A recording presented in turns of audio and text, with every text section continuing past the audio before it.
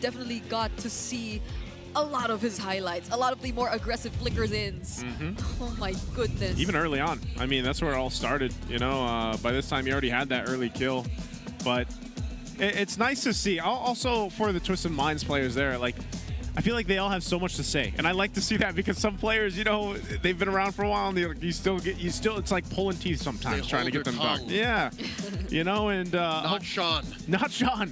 Sean's confident as hell, and I like that he made this Kagura work so well with the team here. It's been a while since we've seen a Kagura specialist in any pro league. Again, I'm throwing back to as far as... Who would the last specialist maybe be? Sans in MPLID, or even as far back as Nicolette in NACT. Yeah. Like, those are the only real Kagura specialists that come to mind. Yeah, even if I think about it here in the Philippines, like, There maybe aren't that Haji many. would come to mind, but like I'm not sure if it's even him that's really one of the Kagura specialists because it's been so long. I remember there was a time where Kyrie was the mid laner for Onyx PH. Oh. And he stole a Lord with a Kagura combo. It's so weird to think that some of like these players now we know were former mid laners. Like even Edward used to be a mid laner. I'm surprised to find that he was. I think in season 6. So 5 and 6, yeah. Yeah, but I mean these guys. Sean, like I'm glad to see they're meeting all the expectations, but nonetheless, I guess the idea was there for AP brand. It's just that it was a bit too hard. It's a bit similar to the Roger scenario where like there were a lot more demands for the lineup to work, and then they picked some fights which were not as well timed. Yeah, AP Bren were so fixated on Shizo's performance in Game 2, which again, they're not wrong to do. They built the Harith the way they were going to anyways. But I think that Hylos was one of the main picks in the hands of Lansu that changed the game for him. Again, James Panks felt like a non-factor for the most part. Even Lord JM was wondering why he couldn't last underneath Twisted Minds lineup as much. And I understand now why Hylos is coming back. Yeah, he kind of like went off into, you know, wherever Centaurs go, land, you know? Centaur Heaven for a bit. Centaur Heaven for a bit, you know? And somebody wished him back to life. Yeah, and he fits a very specific role in a lot of the team compositions that we see right now. And I mean, Glorious Pathway for a lineup, I mean, you saw how fast they were able to engage if they wanted to. And that also being able to just kind of cut off routes with the Glorious Pathway works really well right now in a current meta. So phenomenal series that we got to see there. I think still AP Bren, like that, even given the score and everything else, there's still so much that we can see from them. And I hope we get to go ahead and see that develop even more in the weeks ahead of us for the regular season here. Now for Twisted Minds and for all their fan base out there, I know they're super excited because now they're sitting up there at the top currently. Now for our next matchup, this is also going to be an exciting one to see what after what we've seen the past couple days, and especially yesterday for TLPH versus TNC. How will this fare? This matchup here. What do you guys think? I mean, quick thoughts. Are you super excited about this one? I'm nervous. Nervous? Yeah, I hope they get to redeem themselves in whatever performance they can, because they both came from losses and people were expecting something else. They were, and I know you guys are too, because I guess in a way too, like even seeing that it was a sweep yesterday for TLPH against Onyx, like that doesn't paint the whole story. So if you guys didn't get to see that matchup yesterday, I highly suggest you guys go watch it because it was a great one, and I'm sure they even learned a lot, you know, just from that match alone against Onyx. So again, we have another match. It's our last one that's ahead of us here to round out week 1 already for the MPL Philippines. And I know you guys are excited about it, but we are going to be taking a bit of a break. Before the break, we're going to go ahead and throw it over to Wolf for the Howl. Let's see what he has to say.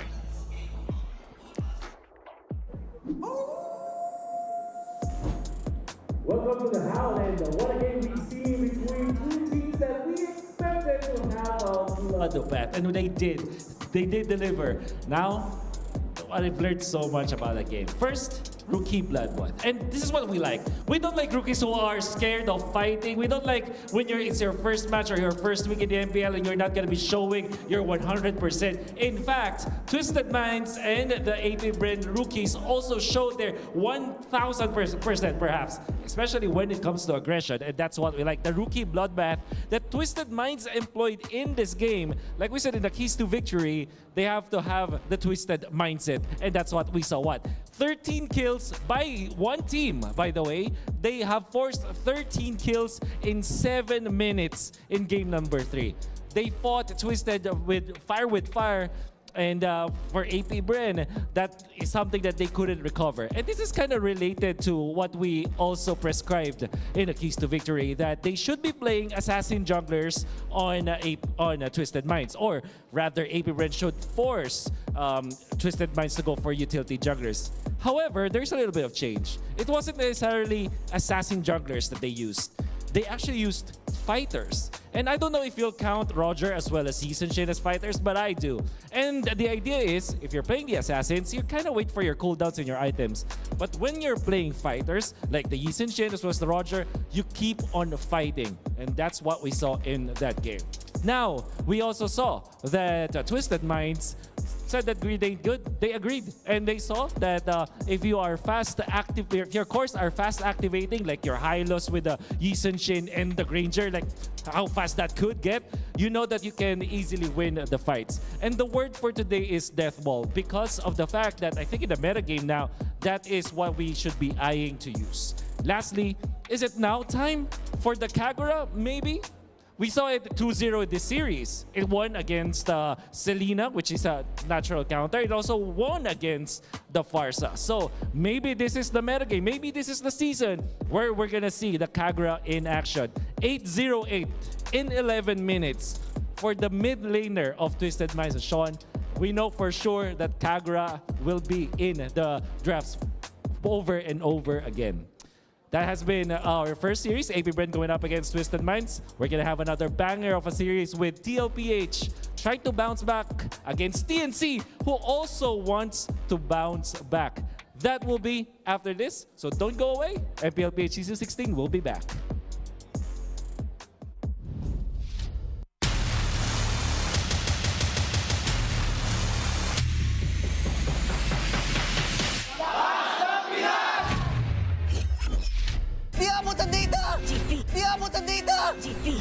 GG bro!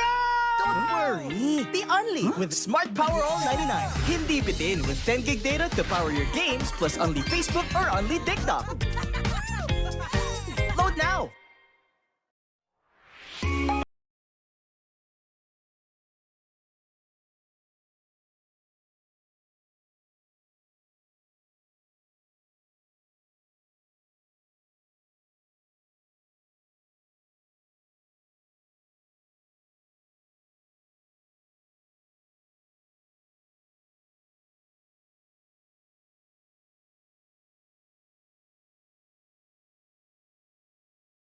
Enemy alert. Your scalp gets 1.5 times greasier, causing dandruff.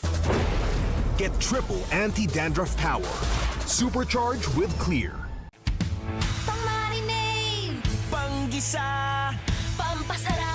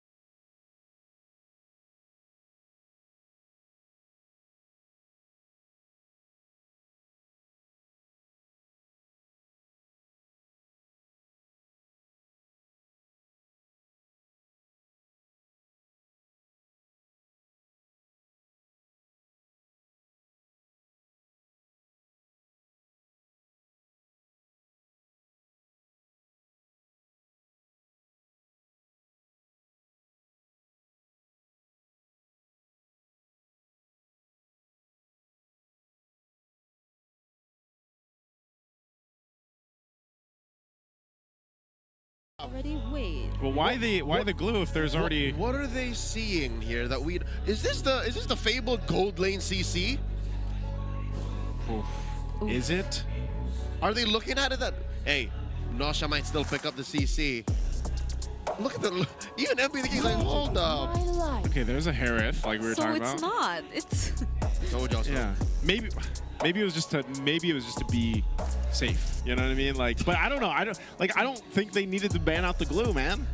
AP Brent twisted mind. Twisting, or maybe their minds are twisted. Or do they just want to keep like a lot of the options still open? Hey, at least the jig is up. AP Brent has to reveal where the box is going here with picks 4 and 5. Yeah. We know that much. But While still Twisted Minds, Yeah. they're holding on to us. Without knowing what Twisted Minds is gonna go for in the jungle, I mean, there's still a Hilda as well, but you might not want to go for that because you don't know if it's even gonna be an assassin jungler. So this might just be a backshore roam, and then the Esmeralda in the EXP lane. But the Fanny. Oh. Okay, so Not bad.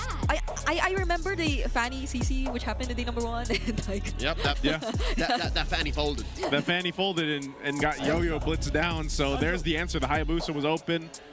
That'll go in the hands of MP. So now we got the picture painted, and yeah, the box. I don't know if this was like just a last minute kind of idea. Yeah, you know? that plot twist kind of ended in a wet fart. Like we could have sworn there was gonna be this this 5-head flex, but apparently it was really as is. yeah. We should have took it at face value. I don't know how to feel about this Fanny though. I like the genius play of forcing Twisted Minds into drafting a certain way, so that there's very little hard catch for the Fanny. So maybe James Banks has a good game. Yeah, and compared to yesterday, James Banks might be a lot more excited to play an assassin because he was only ever able to play the Lancelot yesterday. It was a surprise to us to see him prioritize the likes of the Akai and the Uranus in the jungle. He won with an Akai though. But he won with it. But still, I feel like this is what everyone's expecting to see if we're talking about James Banks. Well, you guys can let us know what you think in the comment section and in the chat. Is it going to be AP Bren, or will it be Twisted Minds with the twisted draft that came through? Let us know. It's game of 1 in this best of 3 in the first match of day number 3 here to round out week 1. We take a look at these early rotations and how this is going to go. You got to, every single time we see the Fanny, man, you know, you got to protect. You got to keep those buffs available throughout the entirety of the game, and even one slip up or one buff that goes out of the hands of the Fanny sometimes has a major effect across the game as a whole. Emblems, are they anything sticking out here, Brigitte? I think it's Aqua not going for The demon. Yeah. The season hunter. The season hunter. Yeah, never mind. I mean, the great movie. The great movie. But that's interesting because I feel like that's what you would really want to. Or maybe they just know that there won't be any heroes from Twisted Minds who could potentially invade James Banks anyway. Like the Kagura and the Gatot might be a little more careful, but speaking of, AP Bren definitely seem to be switching it up. They're the ones trying to go for the more aggressive start compared to Twisted Minds. Look at this Lord JM, 2 heroes deep against Lansu and Kaloy. Sean can't do much. Throws out an arrow alongside the rollout by X-Nova. Quick pause here to let us gather our thoughts about this minute-and-a-half game so far. Okay, so while they go ahead and get things situated here, this is one of the things, you know, Fanny, I feel like we've seen her how many times now this weekend? I know it's been a few. And I just feel like this is one of those tests where it's like, okay, can we actually make this Fanny work for AP Bren? I know James Banks likes to play the Assassins and it does relatively well on them. But they actually, what I do like is their draft has kind of these phases where like throughout the game, let's say it gets to a later portion of the game, you're still covered with a Mozkov. The Fanny can put side lane pressure as well. You can work in the fact that you also have a Baksha that's a pretty good front line. And you just need to be able to peel in a sense if you have to. Now you have 2 heroes that generally have a lot of mobility against this lineup of Twisted Minds where it's like, okay, the Hayabusa is going to be putting pressure early on, but Kagura I feel like is still a question mark for me too. Like sometimes you're thinking she's going to have a ton of bursts and then sometimes it just doesn't happen. And so I think they need to make that work with the Kagura plus that Harith and a lot of the team fights that'll break out later on. Yeah, I think I'm going to highlight the mobility you mentioned about AP Bren and their lineup, because like, given that they have this kind of composition, they have the Fanny, they have the Baksha, and they have the Moskov to manage the sides for themselves whenever they're not entirely focusing on heading into the team fights just yet, at least they can ensure that they could get in position first, because based on Twisted Minds, based on the Twisted mindset, the way that they're able to always just play aggressively, and the way that they did yesterday was when they were able to establish the control in the mid and when they're able to rotate to their positions first. But if AP Bren is going to capitalize on the mobility that their lineup has, then that might be one of the ways they're planning to respond to this gameplay that Twisted Minds introduced to us yesterday. I think a part of this always too is like the other thing up in the air is the Selenas, you know, like Selena has worked at certain moments, and then other moments it's like, all right, you're playing around the arrow, and I know she doesn't have that great of a win rate right now, but it's like she still provides vision. Arrows, we've seen it happen where it's like it can change the course of a game, like we saw last night. Here we go, 3v2, down bottom. Shadow kill already used up. Aqua flickering out, using that damage reduction underneath this XP lane tier 1. Sean holding this long brush. X-Nova rolling around. Turtle's already spawned. Yeah, he's level 4 already. Oh my god! Sean finds Aqua! In comes James Banks and Lord JM. Sean with the flicker, able to go ahead and get some shields. They're revitalized by Kaloy. Helps him out. SOD, not gonna take it. X-Nova gets a yo-yo blitz on him. Lord JM. All right, say what you will about the mobility that AP Bren has, but they also kind of find it hard to lock Twisted Minds down. Yeah, and that was such a clutch passive. Yin Yang Gathering coming in from Sean, stunning James Pack so he wasn't able to proceed with the kill or the attempt to kill, aside from the fact that he had other teammates nearby. And they get the turtle for themselves as well. So Twisted Minds, even despite how fast AP Bren were going in for the rotations, they were the ones who got the better trades. Yeah, but again, consider at the end of it all, Twisted Minds drew first blood. Yeah, they did. At this point, you're still in a pretty good position to just kind of duke it out before that next turtle, or even wait till the next turtle comes up. But surprisingly enough, they go back to just grabbing the buffs, rotate around from that. And if you look at this, some of the first items not locked in just yet, so building into that here. Oh, Lord JM with a falling Star Moon almost catches Sean and Kaloy. But that's very, very slippery Kagura you're trying to lock down. Again, the story of it is Twisted Minds don't have as much map rotational speed, but AP Bren can lock them down either way. Yeah, the cleanse or the ability to just use the Yurasho Umbrella Flea and get away, and considering Sean and the way he just positions himself on this Kagura, you just know that the level of mastery is up there when it comes to his usage of it. Oh, but they find him once again. Another way of just getting out of danger. So this is why AP Bren can't. Oh my lord, SOD coming in for the silent kid! Trying to take down Nosha, but he shall not fall! What do we say to the god of death? Not today! Nausea, actually, I'm surprised he survived that and even stopped with that arrow being thrown out there, but, you know, good play. Good play up there to stay alive and not go down. Yeah. He even got, or nearly got, the kill on James Banks. And that would have been so big for Twisted Minds, because we had 10 seconds just before the turtle, and this could pretty much ensure that they get to position themselves first. Oh, but those are a lot of resources already committed. Yin Yang overthrown, thrown out. Turtle spawning here. I don't know if Sean's gonna have that resource up, but look at this 5-man presence from Twisted Minds. X-Nova, he knows what's up. James Banks diving in. Turtle still goes over to Twisted Minds. They jumped out of Kaloy. That's a cutthroat. Going out, Nova. Pop in, good arrow. Revitalized. Down he goes. Lansu gets a double. MP the King falls too. 2 for 2. The current trade. In comes Shizo.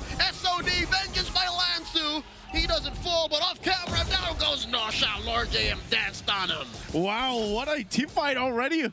I mean, look at the bodies here around the turtle, and an arrow comes in clutch, but still, you know, it turns out that objective goes to Twisted, but still AP Bren holds on. Yep. I know he mentioned that there aren't much options from Twisted Minds to hold down James Panks, but it's not just James Panks that you have to find a way to deal with. It's also Lord JM, who's now on a 201 KDA. No one can hold him in place, and if he just keeps doing what he does, the Kagura, the Harith, every single one will find it difficult to position themselves in the team fight. Yeah, taking a look at the items here too. Okay, turn going to be used. And that's the thing. Whoa, Lord JM. This is what a 2-0 Esmeralda does. He stood his ground. He asserted dominance and pushed back 3 members of Twisted Mind single-handedly, and he's doing so still. He's dancing in front of them. He's busting a move. Literally, that's what Esmeralda does. Just like that. Oh! That goes down. We barely just caught it. James Panks gets him, and there's another push by AP Bren. They're so quick to convert the objectives, and now they're able to take down 2 Tier 1 turrets in the sides of Twisted Minds.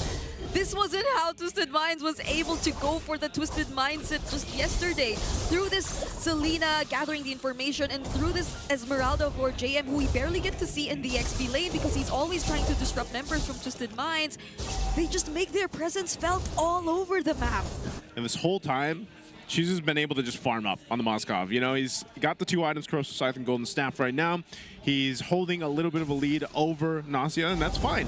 The 3rd turtle is up here. Twisted Minds could go 3 for 3 for this, but I think AB Bren wants to contest it. They've got a little bit of a lead ahead of them. They're going to fight for this turtle. Early puissance spot by X-Nova, spacing out 3. 3 out of 3 turtles go over to Twisted Minds, but down goes James Banks. Heart fight in the pit. There's the Zaman Force. Nosha dashing on through, serving up a double for Sean. Panks and Nova out of the equation just as quickly, cutting that lead in half. Twisted Minds wins. Yep, that was such great zoning from Lansu. He put and used the curtain call just on Shizu, tried to zone him away because in that moment, Shizu decided to join the fight and not go for the split pushes instead. So Twisted Minds and the other remaining members were able to work on whoever decided to throw themselves up front, and that allowed MP the King to gain easier access, to have an easier way to secure the objective for his team. Yeah, that front line is really helping Twisted Minds here, but I think they'll just disengage. Oh, arrow will land, but no follow through there. They're trying to get these turrets. I think that's the hardest part for Twisted Minds right now, is even though they're winning these team fights and fighting around these objectives, it's like, all right, how do we transition to, let's get some space to work with. Let's get some of these turrets down, and that's where the current struggle is right now for them, just because even if who are you going to put to push that lane in? You know, eventually it might even have to be MP the King to put some side lane pressure on, or if Nasia does it himself as a Harith, you're kind of susceptible to getting caught out. Macro superiority for AP Bren. Even if Twisted Minds won that last engagement, AP Bren are still in the lead. Twisted Minds have to very specifically choose who they send to fight and to take care of the map. Yeah, I guess they're really banking on the idea that their team fighting is... Whoa! James Peg caught out in the middle of 5! Make that 4! But he still doesn't take down Nosha. Zaman Force dropped in here. The MDL gold laner takes out James, and now Lord JM very low. AOG Twisted Minds still picking a fight. Aqua goes down 2 for 9 again. It's the same old story. Lazu's not done. Wants to take down Nova, but does get the point. The puissance. Oh, look at MP. MP in the back line. Shadow kill onto Nova. Down he goes. Twisted Minds win in fights. The Twisted Mindset gets him to this lead, 1,000 gold and counting. I was supposed to say, they're probably just waiting for that perfect team fight. And right as we mentioned that, it broke out into another fight. Oh, wait. Or JM against 4, you can't win this! There's no dance moves enough for that. Oh, tough loss there for AP Bren. That whole exchange on the bottom side of the map, and now a Lord is up and for the taking for Twisted. Unless somehow, some way, AP Bren pulls this off. They are going to get pressure now on that tier 2 in the bottom. There's the spear. SOD coming in, MP the King secures it. The shadow kill onto Nova. Dropping the Zaman Force as well. Forces the puissance. He ain't going nowhere. My goodness, Twisted Minds. They're just working together. They're not splitting themselves across the map. And so whenever, even if James Panks or Lord JM decides to go in now, especially with the amount of damage that you could already expect from the likes of Nosha, from the likes of Sean, it would not be an entirely easy task for them anymore. So things have changed after that team fight we saw happen down bottom. Now the lead is in their hands. Now they have the Lord. And they might have a lot more ways to answer back against AP Bren. If it's all about the engages that AP Bren were expecting through the backshot, they have to be a lot more calculated with that heading into the next few minutes of this game. Yeah, I'm surprised too. Just, you know, how good of a game this is for a Kagura finally for Sean. 4-0-3. He's quite a bit ahead against Aqua in terms of gold even. And the damage is working out pretty well. Now he gets a Divine Glaive, so he's already been doing really good burst-wise, but you put a Divine Glaive on top of that now, it's going to be very difficult for AP Bren in some of these choke points especially. Nausea also gets a Holy Crystal, so look at the pressure. Lord's still alive. James back to take him down quickly.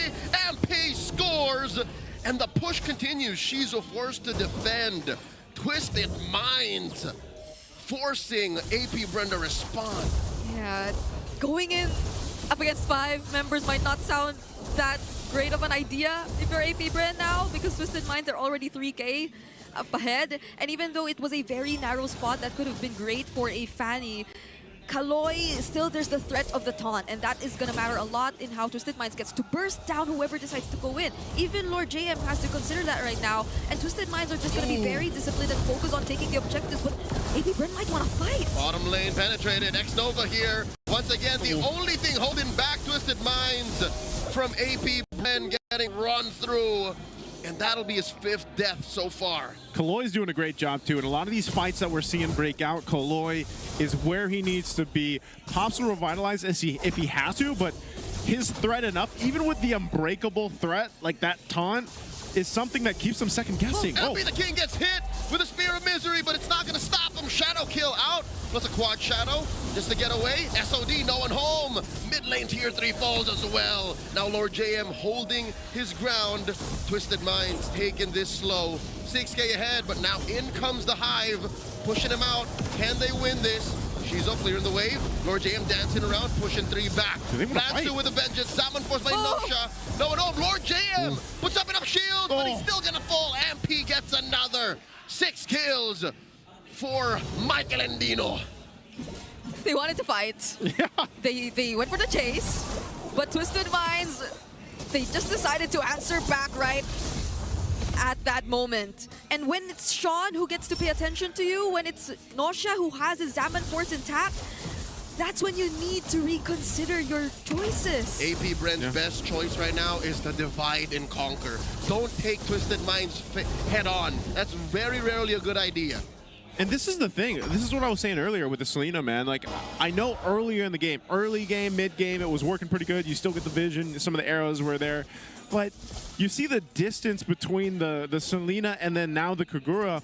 You know, you're 3,000 gold behind just in the lane matchup alone. And the amount of burst damage value that comes from the Kagura from Sean in these fights are, you know, you can't really discredit it at all because it's such a big burst, and then you have a Divine Glaive now too on Nausea. So the synergy between those two heroes have been working really well, and I think that's what we're going to see more of when the Kagura does pop up. It usually works synergistically with another hero that is going to capitalize on that, or vice versa. So now Lord is here. They got one base turret for AP Bren. They're going to lose this one. We'll see if they don't lose the game if they stay in this. James Banks cleared that bottom lane. In comes Galoy. AOG. Puissance by X-Nova. Trying his darndest, but he gets taken out. So does Shizo. Down goes Galoy. Trade out for 4 and 5. And there goes the base. Twisted Minds. First on the board. The Twisted Minds take game number 1. They flipped a switch midway through and look at a decisive victory here. Many were excited for the Kagura, and here it is. So, one of the most successful Kaguras we've seen ever yet. And I'm surprised we saw it through Sean first, because like so much of us were expecting like the unique mid lane picks to come from Aqua, the Lilias, and all of that. But that first kill they got down bottom, and then every single small decision that we saw from Sean on this Kagura mattered so much, because like the way he could play it either a bit defensively, just always throwing out the umbrella and sticking to, let's say, one of their key players, that could be Nausea, and so whenever someone attempts to go near, there could be a brief stun that catches them once they try to get a bit too close and once they walk away, or just doing those, some would even say, combos you see online, because he has the flicker, right? So there are just so many mechanics that we saw through Sean on this Kagura as well, and all that working hand in hand together with the aggression of his other teammates. MP the King on this Hayabusa. I'm just so amazed to see Twisted Minds perform this way. I'm not sure who MVP would be here, you know, because I think everybody really played their part. Sean did an amazing job. I'm not sure exactly how much damage he was able to do, but we're going to give the MVP over to MP the King here. It's interesting because I feel like when we see MP the King, especially what he did yesterday, it's like, you know, people were questioning how's this going to work, like the synergy-wise, when you plug in MP the King into this lineup that came through for Twisted Minds. And I think it's so far, it's working in a way that's like the other 4 guys know themselves really, really well. They almost as if they just know each other. They know how to be there for each other every single time. And MP kind of does his own thing because he plays the heroes that allow him to do that. But then he'll show up, either capitalize on the damage that's done or, you know, make his own plays, and the other 4 guys will follow through from that. So, you know, I don't know. Maybe that's the case and why we see some of the teams say, you know what, maybe make Twisted Minds play utility jungler and like really put the test there for MP. Because the only time we saw Twisted Minds slow down a bit in terms of their gameplay was yesterday when MP the King was on the Yi Sun Shin. It's not entirely a utility jungler if you would consider it to be one, but it was a jungler who could not entirely do things on his own. So he had to rely a bit more on his teammates, but eventually again, yes, they still got the sweep yesterday. And this time around on the Hayabusa, very much similar to the Lancelot gameplay we saw from MP the King yesterday, he was just able to do other things across the map and able to penetrate the other members of AP Brent who were just a lot more further behind. So that is one of, I guess, the things we get to observe from Twisted Minds and how they're able to successfully play this Twisted mindset that they've been doing ever since their debut match yesterday. MP the King gave AP Bren no quarter. It was a catch-22. If they were to divide and conquer and play from the comeback, MP would have isolated you and killed you by himself. If you were with your team, then Twisted Minds would face you head on, and that's why this ended as soon as Twisted Minds found a winning position. Again, it felt like it was longer than 14 minutes because AP Bren was taking control macro-wise, but there was only so much macro you could do against Twisted Minds when they were winning fights. I think AP Bren made 2 major mistakes. They picked a fight mid-game, and then they chased towards the purple. Those 2 things almost handed the win to Twisted Minds single-handedly. Yeah, they wanted to take down Nausea so bad, like when that chase on the purple happened. Yeah. And you would understand why, but Aqua burned his flicker. He was too far away from his other teammates, and then the other respo came in from Twisted Minds. So the team fights that got a bit too split up favored them eventually. And so even though it was such a close fight objectives-wise, and the rotations seemed a bit more better for AP Bren in the early to mid stages of the game, what we're seeing from Twisted Minds now is that you don't get to really shut them down once you take away from them their signature play style in the early stages of the game. I think this game, very specifically, is more of Twisted Minds getting into AP Bren's head. They forced AP Bren to respond a certain way wherein they would win. They welcomed them into their realm of the battlefield. Because I think AP Bren, if they made this last a little longer, if they decided to just clear the waves, just play towards Shizo, joining in the perfect time, and, you know, James Panks cornering certain members of Twisted Minds, this would have been better for the Hive. But instead, I think they got a little impatient, and Twisted Minds punished them hard. Yeah, they found the right moments where they had to, and you can see here, Nausea being the BPI rich guy, you've got Lord JM being the sandbag and the carry for AP Bren over here, and of course, Kaloy on the wingman. He did, and again, I want to say Kaloy did an amazing job at playing that Gatakacha. A lot of times you see the Gatakacha have to defensively use the AOG, or, you know, they're trying to set things up. But this time, I feel like Kaloy was just that bulwark for the team. He was so good at just kind of cutting people off where he had to. And he had a couple clutch moments, even with the Revitalize, keeping Nausea alive on the Harith. There was moments where, you know, Nausea should have gone down, but Kaloy was there to go ahead and help him out. So, and great peeling with the Unbreakable. So this is, once again, what I was saying, for Twisted Minds, they just play really well together. And it's apparent of how much, you know, practice they've had and to be able to play as a team. So maybe we see some changes happen, you know, moving forward in the next draft once we do get there, especially from AP Bren, if they can kind of, because like the macro idea from AP Bren, like Leo mentioned, was there. Like they had control of the map leading forward, but unfortunately there was something that broke it in the mid game, which was one of those big fights that turned things around, where then Twisted Minds was able to capitalize on that. Yeah, it was already going so well for them, and it was almost as if there was almost nothing to stop the Fanny, to stop James Pax, because again, they only had like the Gatot Kacha, those small windows of opportunities that you could get to stun the Fanny through the Kagura, but they still found a way to make it work, and that was pretty sad. I think we have some breaking news. I think we got some news here. Yeah, okay. We've got some IESF updates for you guys. Philippines went 2-0 over Myanmar in the match 1. So that's day 1 of the regional qualifier. So if you guys weren't aware, there is currently the ISF Asia qualifiers happening right now. Philippines has 2 games, I think it is, today. So they went 2-0 against Myanmar for the first one.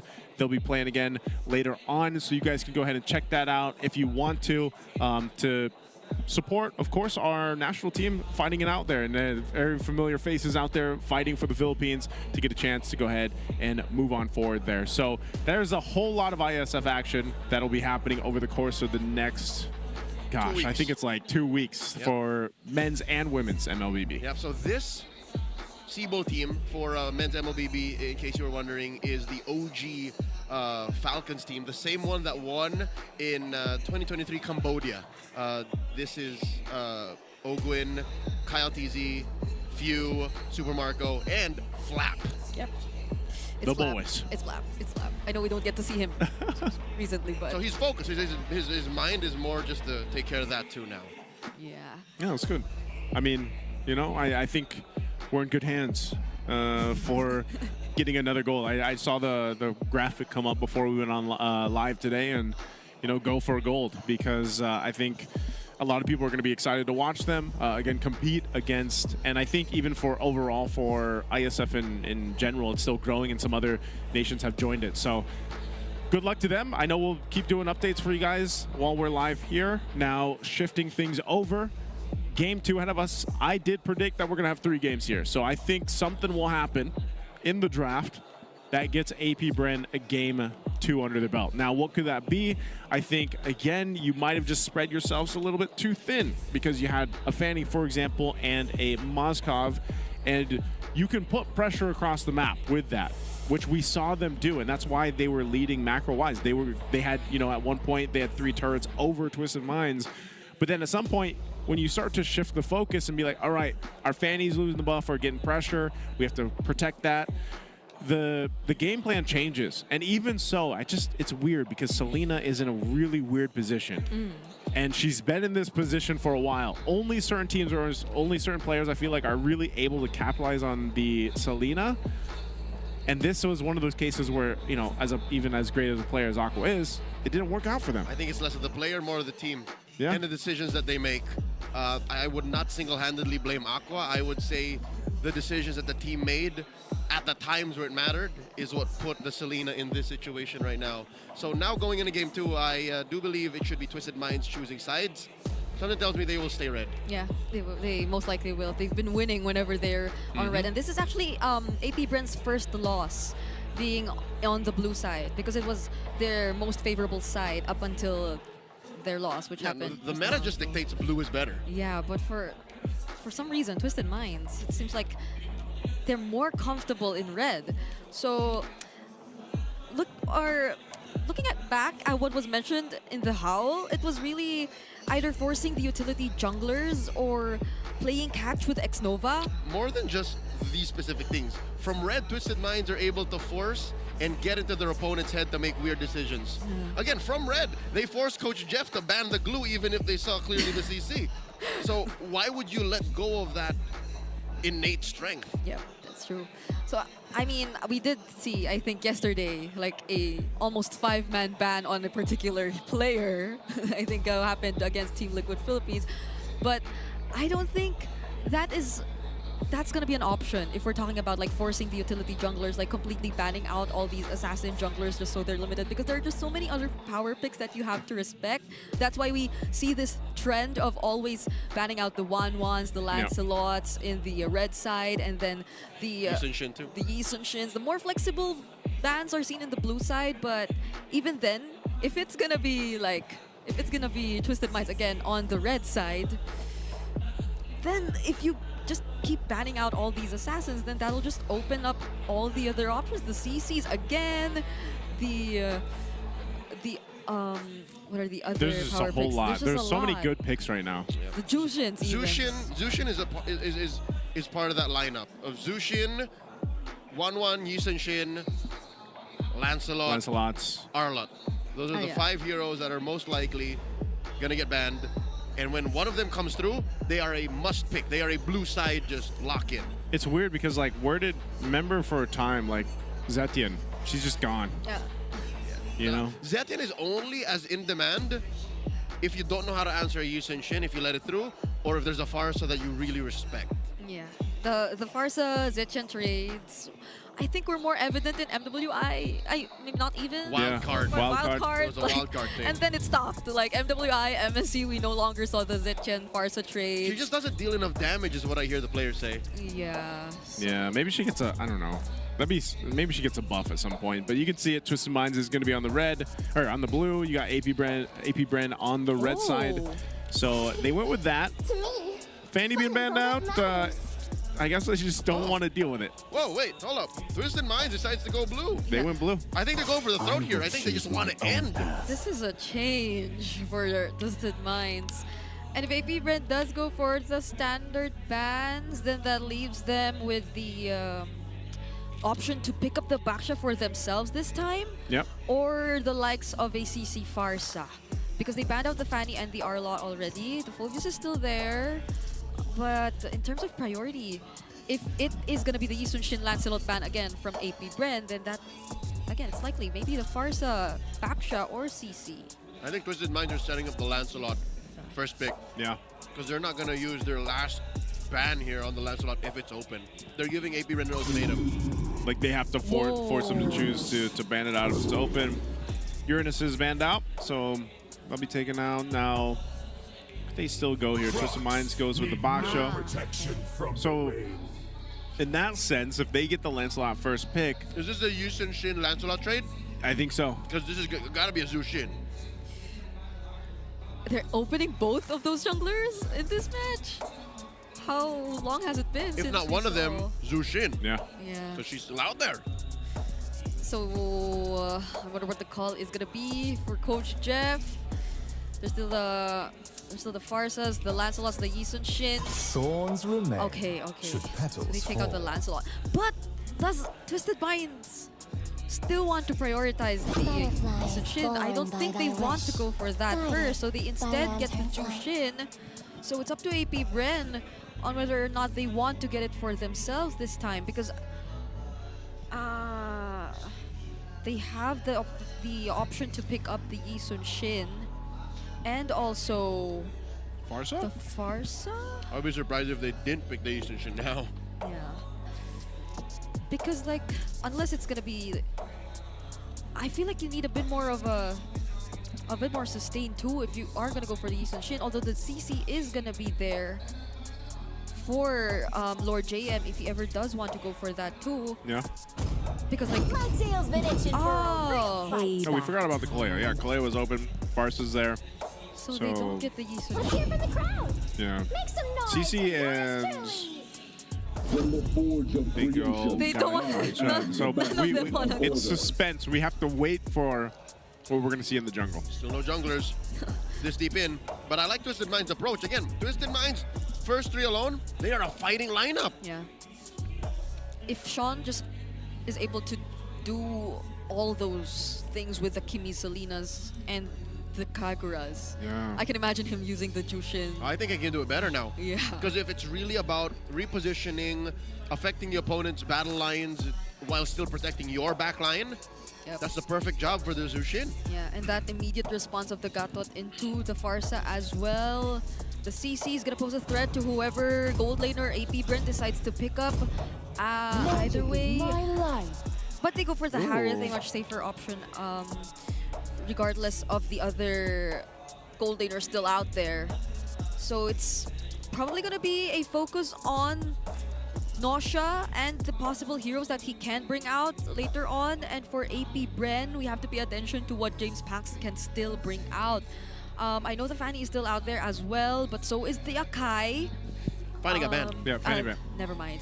So She gone. the Akai is still out there. If ever James Pax wants to go for that same route. Here's the sinister thing. I am AP Bren vengeance can either attack gold laners or junglers, Yeah. and then pick a jungler in red 4. So that whatever happens to Twisted Minds Yeah. is they have those lanes down locked. They could, because like here, they're focusing down the gold lane bans. Twisted Minds will continue. Maybe jungle, like maybe they just narrow down the jungle even further, and then we get, you know, an interesting matchup jungle-wise. This land is our homeland. They go with Lapu It will Lapu soon instead. be our burial Yeah. ground. I mean, that would have been a lot of like just damage. And although the Kalea, if you see a Kalea, I think you'd want an XP laner who could stay a bit longer in the fights or could just like tank much more damage and not go in and out similar to the Kalea, because I think that's one of the cons of playing a Kalea sometimes. Like when you rely too much on the Kalea as your front line, Yeah. then it's not as reliable. So you need other sources, especially considering that there's a Harris. But if it's just about creating space, then yeah, the Kalea does a great job at that. And they also have the Farsa with the Feathered Airstrike. But the Farsa too needs to be careful because there are just so many sources of potential disruption that Twisted Minds already has just through the first 3 picks that they got. You know what? I'm convinced that AP Brand just don't Like the really glue. care about that last ban. They just don't like glue and are willing to say, yeah, we're using this ban for glue. They just want to take out the glue. There's just like a personal vendetta against glue over here. But it's also going to mean then, what do we see here for... Call me a hero. Okay, the because I YSS saved is my actually banned nation out. So from falling this is where they apart. should pick a jungler for AP Bren. Maybe they go Hayabusa? Do you really want to go Hayabusa against this though? I don't. Yeah. Yeah, they Okay. one thing is they want to steal it away. All right, they go Hayabusa. That Farsa is Hayabusa is ninja meat. Yep. So now we're looking at whoever James Pax wants, or no, whoever MP the King wants to pick up. And Nausea, Fred would be really good. yeah. And then you just pick a really solid damage. Granger Fred, let's do it. Ranger Fred. That would be like not the two individual type of jungler for MP the King though, but I'm pretty sure they're able to find a way to make it work. So it's the Or Akai. Granger. Nah, it's Arkai Granger? Akai's odd. There's a Bruno also. If it's just about like the worldy and being able to. Or maybe a magic jungler? I see lots of prey. Granger Roger. Hold up. Wait. MP the King Roger. on. It's MP the King on the Roger, right? Wow. From as far back as the Book of Aether, Roger Toll. What's going on? This So, is interesting. Coach Bon, he's bringing it out now. He's going back to the eras of Yeah, MLBB. Like that's true. this was a season 7 flavor right here. I'm not mad at it. I want to see I like seeing some of these debut heroes come up for the season, even in week 1. Now, what's the response here? What's the XP lane option for AP Bren? What are they going to put in the XP lane? Do they just go Esmeralda again? There's a Phobius. Yeah, the Esmeralda's still there also. Unless they want a bit more control too. There's a I'm not the Madame. only one. But they go Phobius. for the Phobius instead. Yeah, a lot of dashes Yeah. amongst Twisted Minds. What I'm worried about mainly for Twisted is the fact that their damage profile is so honest. Just build a Dominance Ice, build an Antikaras, and that's it. Yeah. You're good. I think not only that, but this solves the issue that Brigida was talking about, and I mentioned a lot too when Kalea is there. Like, you want to make sure that Kalea isn't the sole purpose of, or she has a responsibility on her shoulders of like, we gotta go and get the Tsunami Slam on the right target. Now that you have a Phobius to kind of help that out, where it's like, Phobius can still like 1v2, 1v3, sometimes even 1v the whole team. but then that allows your kalian to go in and find the right target, have that target acquisition, and then get the pick off they're looking for. So we're going to see a whole lot of purifies here for both teams to lead into game 2. You guys can let us know who you think has the better draft for game 2. Will we actually see a game 3, or will this be a sweep for Twisted Minds? They've got a great draft. It's an honest draft. And then over, of course, for AP Bren, this is going to be an interesting one to make work. Now, the Roger, it's been a while since we've seen it, but for MP the King, this is, you know, nothing out of the ordinary for him. Yeah, I feel like even if we throw it a bit to last year, MP the King is, or does really have familiarized himself like with the Roger overall and the playstyle, the approach you use whenever you have it. But okay, Twisted Minds, even despite the stats favoring AP Bren in terms of the early game earlier, it seems like they're still gonna plan to go for that with the Roger as a jungler. A very tanky emblem combination as well coming in from Sean, so it's definitely more of a utility approach that we're expecting to see from this Jushin, which maybe adds to the point that maybe their damage profile is a bit too honest for this match, because like if it's gonna be a utility Jushin, then all the more is their damage gonna be more physical. Which makes it an odd dichotomy. Twisted Minds, double core. MP the King, Nosha, that's it. AP Brand, they got triple core. I don't know how this is gonna work out gold-wise. James Banks, Aqua, and Shizo. Like, there's a lot of farm that they need to get on their lineup. I don't know if that's safe to run up against a team-fighting team like Twisted Minds. I feel like a lot of us, especially after MSC, just realized that just having more cores or damage is the better way to go.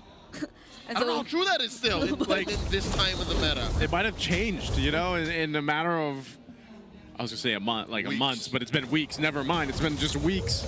And you know, there's already been these kind of adaptations in the current meta here. So this turtle's up. Yeah, but we're heading into the gold lane. Smart power all. I think. Although you could probably argue too that the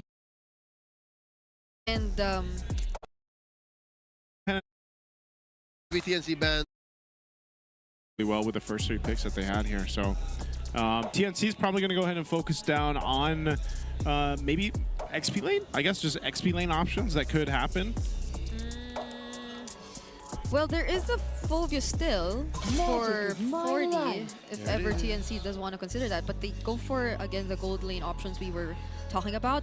So the Ruby remains in question for Team Liquid Philippines, but if not, I guess there are still other gold lane options too. But do they want to pick up a gold laner that takes a bit more time, or preferably one that has a slightly earlier power spike? Because I feel like that might be the way to go, since they have the Farsa high loss anyway. We are glue. I was actually expecting TNC to maybe ban the glue, but I like this answer here. I like the proactivity Liquid showing even on the red side. Gosh, what are we going to see in the XP lane? I mean, the CC's taken out. Phobius, like we're going to mention, is still open though too. Glue being banned down. Lapu, yeah. Lapu's good at the Liquid's lineup. Yeah, that's... I wonder if TNC can get their hands on it. Unless TLPH picks it up here now and then... save the gold lane for last. Exactly, because there's no rush. Yeah. Time to take the field. Wow. All right, Bruno. So they just narrowed down some of the gold lane options here. So they let through the Moskov. Yeah. There's no rush, so maybe we do get to see the EXP lane here now. This land is our home. There's the Laps. And it will soon be your burial ground. 40 taking the Lapu. Now, what does this put XP for 3mar? So far, we've seen him on... it was the Lapu, it was the Arlot, and the Glue, so... Yeah. Does he Esmeralda? Does he Esmeralda? Uranus is open. Is this one of those weird times where you actually Uranus? Or do they want a bit more crowd control also? Although it doesn't really matter because it's a Lapu, and that can... or the Lapu can immune himself for like the majority of the time. That's why Esmeralda might be good. Yeah. And that would... technically, that would fit the keys to victory, you know? At least You get the Esmeralda, you help with some of the control and some of these team fights, because then Chaknu doesn't have to be the one doing most of the setups. But the Phoveus was open, so they'll go the Phoveus, then they'll take the Valentina here. Oh my god, the Valentina has so many picks for ults. Even the Mountain Shocker would be great. They have so many ways to gather information. I'm not sure if you still want a Ruby. There's already a Valentina in TNC's lineup. What are the other gold laners that can shred down? There's a carry, or just a Carry, Moskov? what? Claude, Moskov. Yeah. Probably a I would assume Moskov. There's no Claude's not necessary. You're right. Yeah. So Moskov, Ruby, carry. Yeah. Either of the three. Whoever seems to be thinking about it right now. Where'd Irithel go? Yeah, true. Yeah, it's gonna be the Moskov. I just sort of like makes sense. Put some pressure, and again, you can never count out the Spear Destruction. So that is the choice for TLPH here. Brigitte, do you think this is pretty good? Like, well, are you leaning towards TLPH? This looks more like TLPH. Like, the lineup does feel more like TLPH. So I think I'm going to be very comfortable with that. TNC, on the other hand, though, the Lancelot. I feel like that's one thing we definitely have to watch out for heading into this game, under or in the hands of Zyda. Yeah, lane to lane, I think that's one of their strongest matchups. I like that they were proactive about it. TNC are confident that with Zyda getting his hands on the Lancelot, this is one solid way for us to claw back from any position that we find ourselves in game one. We'll take one last look at the lineups here as we get ready to jump in this match. It's the final one for week one, our opening week here at MPL Philippines Season 16, and it's going to be a great one ahead of us. Both teams are looking to get that win heading out of the first week here. The drums are in the stadium, of course, our little stadium of MPL of Philippines Arena. And let's see if they can go ahead and get a start in this best of three, either TNC or TLPH. Yep. Lancy and Chaknu will be the first to clear it out. I was expecting a faster wave clear come in from Sanji and JP too, but I feel like they're gonna play this a bit more conservative as well, considering that they have the Yisun Shin in their jungle. So they'll have to ensure that he gets to farm up fast. Looking at the emblems, I guess it's pretty normal for majority of the heroes. Yeah. Early on too, I mean, there's not too much I feel like you could do with both the lineups here. Like usually we see some pretty aggressive starts, you know, early rotations, but this one's a little difficult. Yeah, Lancy's rocking Inspire. I like how he's very proactive about getting early on cooldown reduction. So he really wants the uptime on that Valentina. So far though, Liquid are winning the farming race, up by about 200, 300 gold. Yeah, and surprisingly, Sanji is positioning himself in these kinds of areas nonetheless. I don't know if they have an idea that Chaknu's actually already down bottom, trying to help the EXP lane.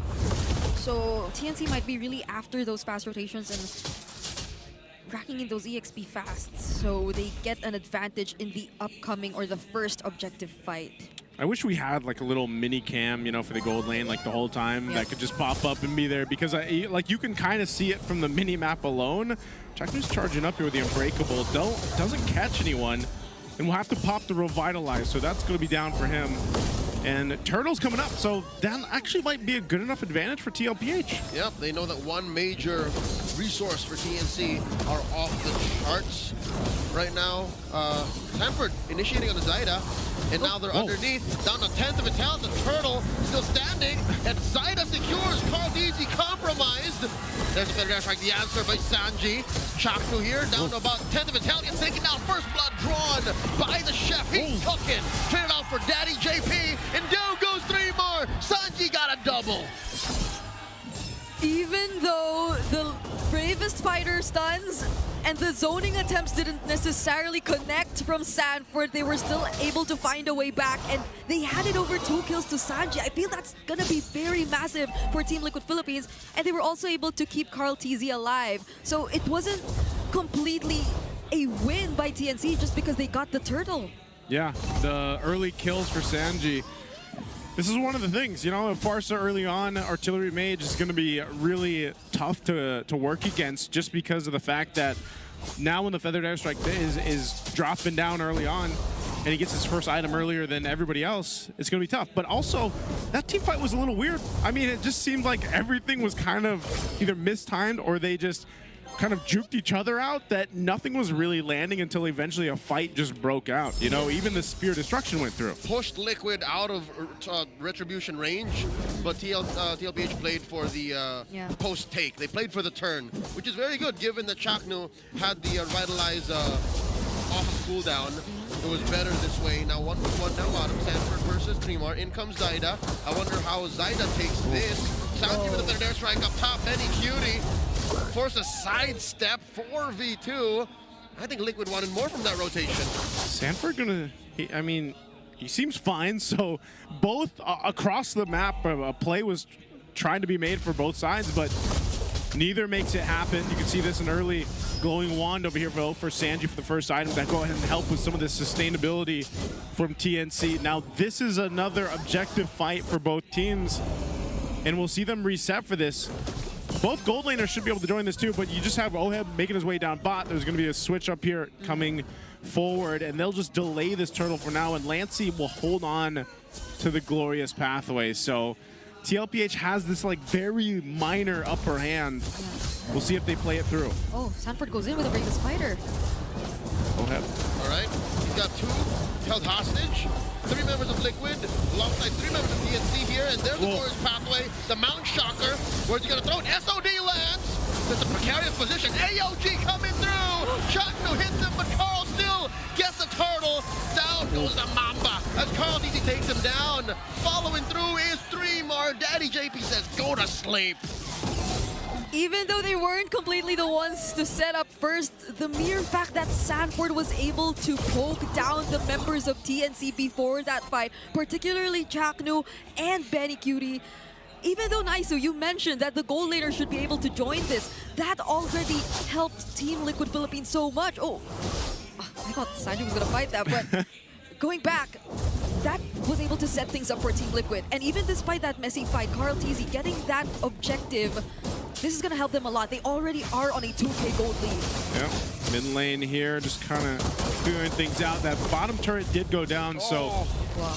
And the top one. TLPH is just converting a whole lot, you know, in the past minute or so. This is TLPH's kit working double time. They have macro.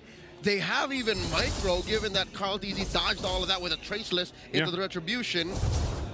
And it's because of that that now TLPH is up to 3,000 gold. It's very hard to play as TNC now because you ask yourself, should we fight them? Should we attack them on a lane-per-lane basis? Or do we just let this happen? Yeah, and it's also after those wins that they get to convert. It's not entirely on the back of Oheb to just go for the opposite lanes and to push the waves. It's actually Oheb joining the fights a lot more on this Moskov. It's great to see that it's also the SODs being able to land, Carl. but in mid. Carl walks to a brush with Chaknu in it, but wait, there's a fight breaking out. Glorious Pathway dropped in, Lancey down to a 10th of his health. TLPH are taking this by force. They want to push mid. Yeah, they're not going to get the mid, but this next turtle's coming up, last one of the game. They've got the control they want. They can still control this side of the map too. So Zyda's trying to put some work, and Sanford top of the Braves fighter, but again, TNC is in fighting position. Conceal was used too, so Lancey holds on to this glorious pathway. This might help them secure this last turtle if they can. Oheb still top side, but Chaknu will take a couple shots. Here's the turtle. Mount Shocker blocking glorious pathway. Zyda still gets the retribution though, and that's a lot of damage rained down on the front line of the Liquid. Sanji falls, and now Sanford and JP retreating. Oheb still pushing off of the camera. Sanford gets taken down. It's just JP.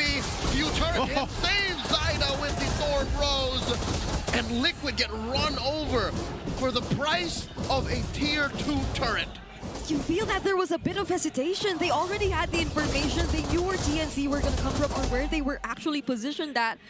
But they weren't able to completely set things up. JP wasn't able to, and it was TNC who went in first. And you could not afford to let TNC do that all at once, because when you sync up that IMU glorious pathway together with the punctures and even the dives coming in from 3mar, you could expect the damage to just keep coming in.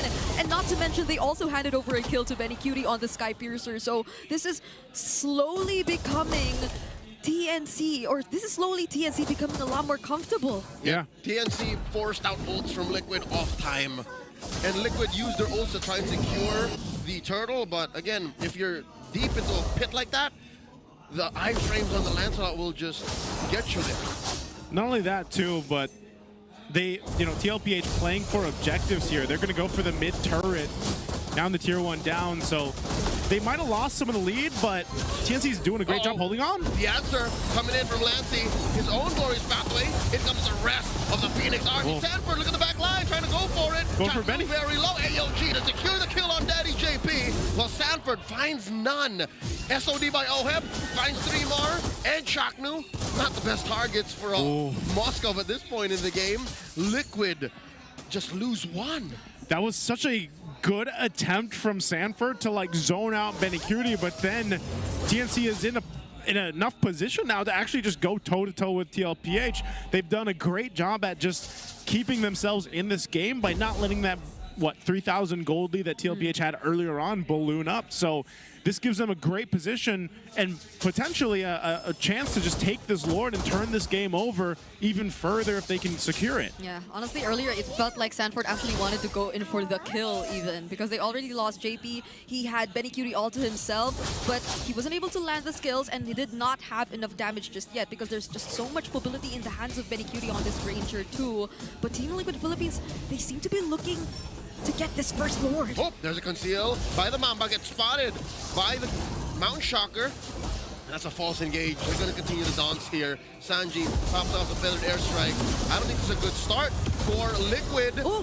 And there's the glorious pathway of their own. Oheb pushing.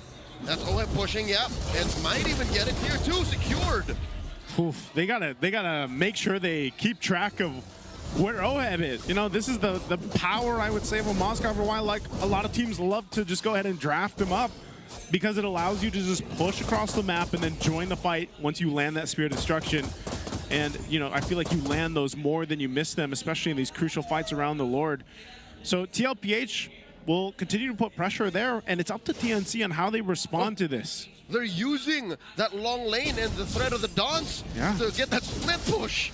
Yeah, they've managed the wave so well, so they have to send up someone up top. There's the Mountain Shocker, catches the Mamba off guard while Sanford went against 3, forcing them back. 40 to life, glorious pathway, set up in an X right here as 3mar gets skewered. Serving up a kill to Daddy JP, 2 men down for TNC, while Liquid are still holding their ground. In comes Zyda looking for kills on Carl and Oheb. Baby Cakes back out. TNC is still fighting back against the odds of the push across the map. They still delay TLPH from taking the Lord. Oh my goodness, Sanji. Oh, I thought he was gonna try to go for something. It's the San duo here and the Baby Cakes duo over there. But literally, Team Liquid Philippines, it just feels like they're going in and out. They're not fully committing to the Lord. They're trying to get the advantage first, the clear advantage first, and that's when they're gonna be willing to take this objective, to take this Lord. Interestingly enough, even if you look at the lane matchups, EXP lane up ahead by almost 2k, the gold lane too, ahead by a decent amount of gold. It's just in the jungle, so I feel like that's why they're really being wary of Zyda and his ability to just contest when it comes to the objective. Man, I feel like Benny is like, Oheb, I've seen this before. I've done this before. The pressure across the map, he's not going to let him go and just, push the game for a win. They're going to have to control it, though. That's the biggest part for TNC, is controlling that long lane. And this Lord has been delayed for a while, so I'd say TNC's doing the work. They're doing the job that they want to. Zyda's still a threat, and Sanford has been putting in the work to just go ahead and play on this side of the map to keep them from having that angle. Conceal's going to be used. TLPH, Mountain Shocker there. The Cavalry are going to hunting. They spot 3mar. They push back Zyda. Gets hit by the Mountain Shocker. Killed by the GOAT himself. And now 3mar dives onto 3 with the Infernal Pursuit, and he gets taken down. Carl gets a double. And just like that, TNC are half-cocked. AOG from the Mamba goes in, finds JP. Oheb answered back, revitalized by Daddy JP with the help of 40. That's 4 down. Carl finds another. Benny the only one left. Oh my goodness, they're still going. Oheb looking looking for blood. Does get the push on tier 2 down bottom. And then Liquid goes for the Lord. Such great use of information from Team Liquid. They had very minimal info, but once they used that Mountain Shocker, got to find out that Zyda was a bit isolated from the rest of TNC. That's when they decided to go for it. And Carl Tizzy, the way he just reserved that Mountain Shocker up until the very last minute to ensure that there will be no iframes, they were able to take down Zyda, and that's what mattered the most, because the rest of TLPH were able to do whatever they wanted to. Sanford kept zoning everyone, and now they have the Lord in their hands and that 6K gold lead. They did the work. TLPH made it happen together with that conceal play too. And they've done that push now on some of the shields up here on these base turrets. So they'll play into this. Zyda forced out. Glorious Pathway already dropped down. Daddy JP, whoa, in TNC that they mean business. The Mamba catches one salvo. AOG on out defensively.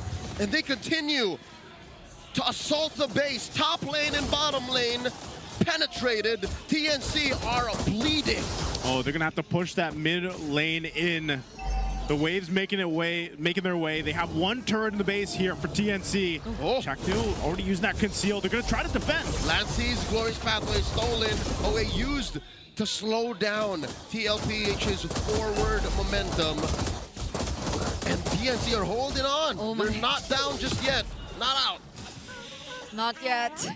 They're still able to find a way back. Actually, it was great that Chakna was really able to still use that AOG to get out of that, because I feel like Team Liquid Philippines would have really pushed forward if they were already able to take one member down from TNC. But that's gonna be the struggle now, because Sanji seems too free on this Farsa, even despite us pointing out that there's a Lancelot, there's a Garot Kacha, and there are just multiple ways for TNC to reach him. Now that we see Sanji again on the Farsa, it really does look like he still has it. Oh, so good at relocating himself. 3 bar here, almost goes down. Gets hit by the tail end of that Mountain Shocker. Barely survives. Like, look at the threat that Carl is on the YSS alone. That's just how devastating it is when you have this kind of lead too for TLPH. So for TNC, as they get ready to go ahead and face down either the decision of, do we contest the Lord, knowing that our base has 2 turrets down, and they hold on to that mid turret, and they know that Oheb is probably going to put pressure again on that long lane. So TNC has a difficult choice to make, and they're almost forced to also stay together to an extent here. Look at Carl. Again, so go ahead and spawn out Chaknu. Oh, gets hit by the tail end of the ult and some salvos. Chaknu's burning. Chaknu, AOG out. He's safe. Carl TZ used that Mountain Shocker again at such great timing. So even though it felt like TNC seemingly wanted to attempt to go for something in the long lane, they had it figured out. So now, Team Liquid Philippines are in full control of the Lord, but there's a conceal from TNC too. All right. The attempt by TNC Pro Team. Another Mount Shocker online. JP goes in with the Glorious Pathway. There's no way for Three-Man to survive this. Down he goes. Feather airstrike by Sanji from the east. Down goes Zyda. Carl Easy finds one. And another triple for the GOAT. Oheb gets one too. And it's just Benny Q. Immortality pop. It's all but over. Carl Teasy's a maniac. Game 1 goes to Team Liquid. And at the end there, TLPH comes in with the stampede that we've seen so many times before to take game 1. That last clash was too clean from Team Liquid Philippines. The way they were just able to burst down 3-bar all at once, and Sanford going in, forcing out the Wind of Nature from Benny Cutie, but it's not even the physical damage from Team Liquid who got to really burst down Benny Cutie too. It was Sanji flying right in front of Benny Cutie, bursting him down on the Farsa. And that's where they were just all spamming recalls right before ending the game. That was some style there at the end, you know? And I again, it's like, Sanford on the Lapu Lapu, he Yep. still got it, man. Like, he was able... I just feel like Benny Cutie had a terrible time going against this. He's like, man, it's Sanford again, you know? And Carl Tizzi, of course, the GOAT here, getting the MVP. He almost had the Savage. I think the kill went over to Oheb, right? Yep. Oheb got one of the kills there, and Carl Tizzi nearly had a Savage, but of course gets a Maniac. This YSS, there's a reason why this hero also gets banned many of times. So much vision, so much damage once you get a few items in and you get in your opponent's head that they wonder, all right, at what range can we engage this Yi Sun Shin?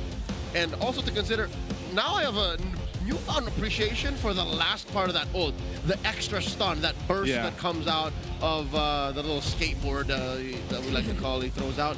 It's amazing what Carl Tizzi has done with this hero. Again, he's usually the Lancelot, right? He is the Lancelot. But for TNT to go for the Lancelot first and then give this to Carl now, They went for the trade.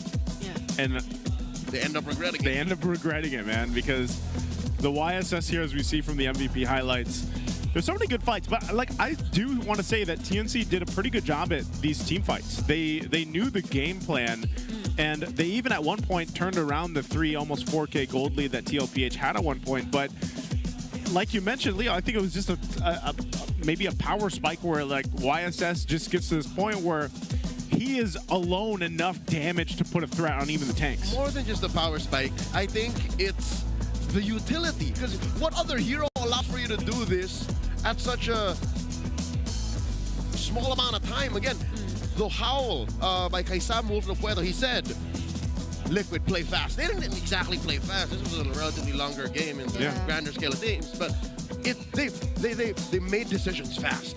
What was that? The kill on Zyda just a few seconds from that highlight.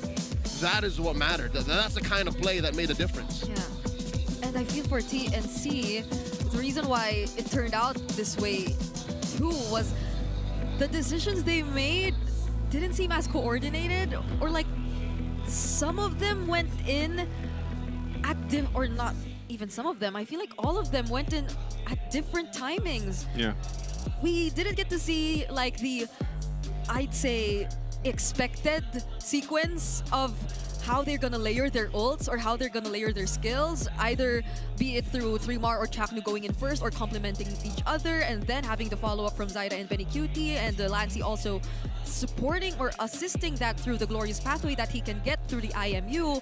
And we did see that happen once or twice, and that's wherein they got some kills. That's wherein they got some wins up against Team Liquid Philippines. But when they don't get to do it at the same time, or when Team Liquid Philippines is successful enough in forcing them to react or bait out a single member from TNC, then that's where it goes downhill for the Phoenix Army. I love the select choice by Sanji to pick up Rapid Boots. This allowed for Liquid to basically extend the range of their kill box, because you never know where the Farsa is, even when she doesn't have Wings by Wings. She's able to keep the Wings by Wings and still rotate very quickly because of the extra move speed you get by exiting combat. And I love this too, like the fact that, I mean, look how much damage Sanford took on the Lapu Lapu. And it's crazy because sometimes you see the Lapu Lapu built a little bit differently. This time he also just like, he went like basically full tank. You know, he had a War Axe, I think he had a War Axe there, but the dude was tanking everything. And you know, I think part of this is like you get to see a different Lapu Lapu in the hands of different players,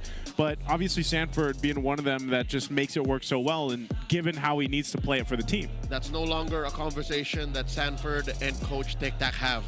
Confirmed, Tic Tac respects Lapu Lapu and Sanford now. Yeah, when you ask him who comes to mind first, whenever we talk about the Lapu Lapu, it's no longer Edward. It should be Sanford. Although Edward did, like, I think a great job with the Lapu in their first series. It just didn't convert into a win, but here it's different. It's so great to see them back.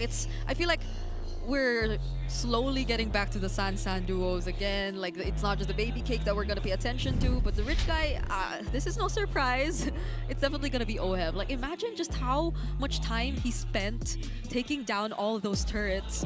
All the while the fights were going on, and fortunately enough, it wasn't completely a losing team fight for Team Liquid. So he just kept getting in the gold, and then once he decided to join the fights, that was already enough damage to deal with 3-Mar, with Chaknu, with everyone else. It's funny how many like Spirit Destructions we saw like just graze by. Like there was a lot in those team fights that didn't land.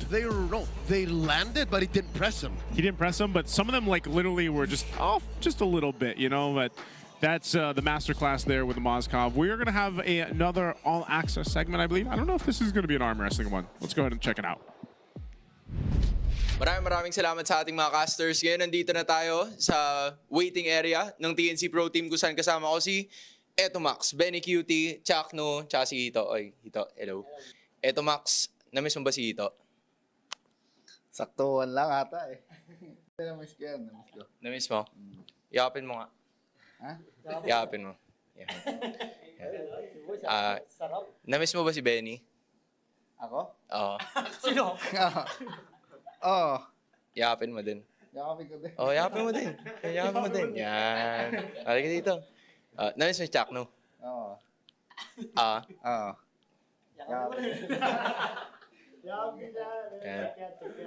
Ikaw naman. Thank you, Eto Max. And doon ka naman sa dulo. Yan. Sinong nakamiss sa'yo? Namiss niyo ba ako? Si Eto Max ata. Oo, si Eto. Plastic ka. Sige to, upo ka muna. Upo ka muna to. Benny, namiss mo ba kalaro si Chakno? Oo. Bilang kaibigan? Oo.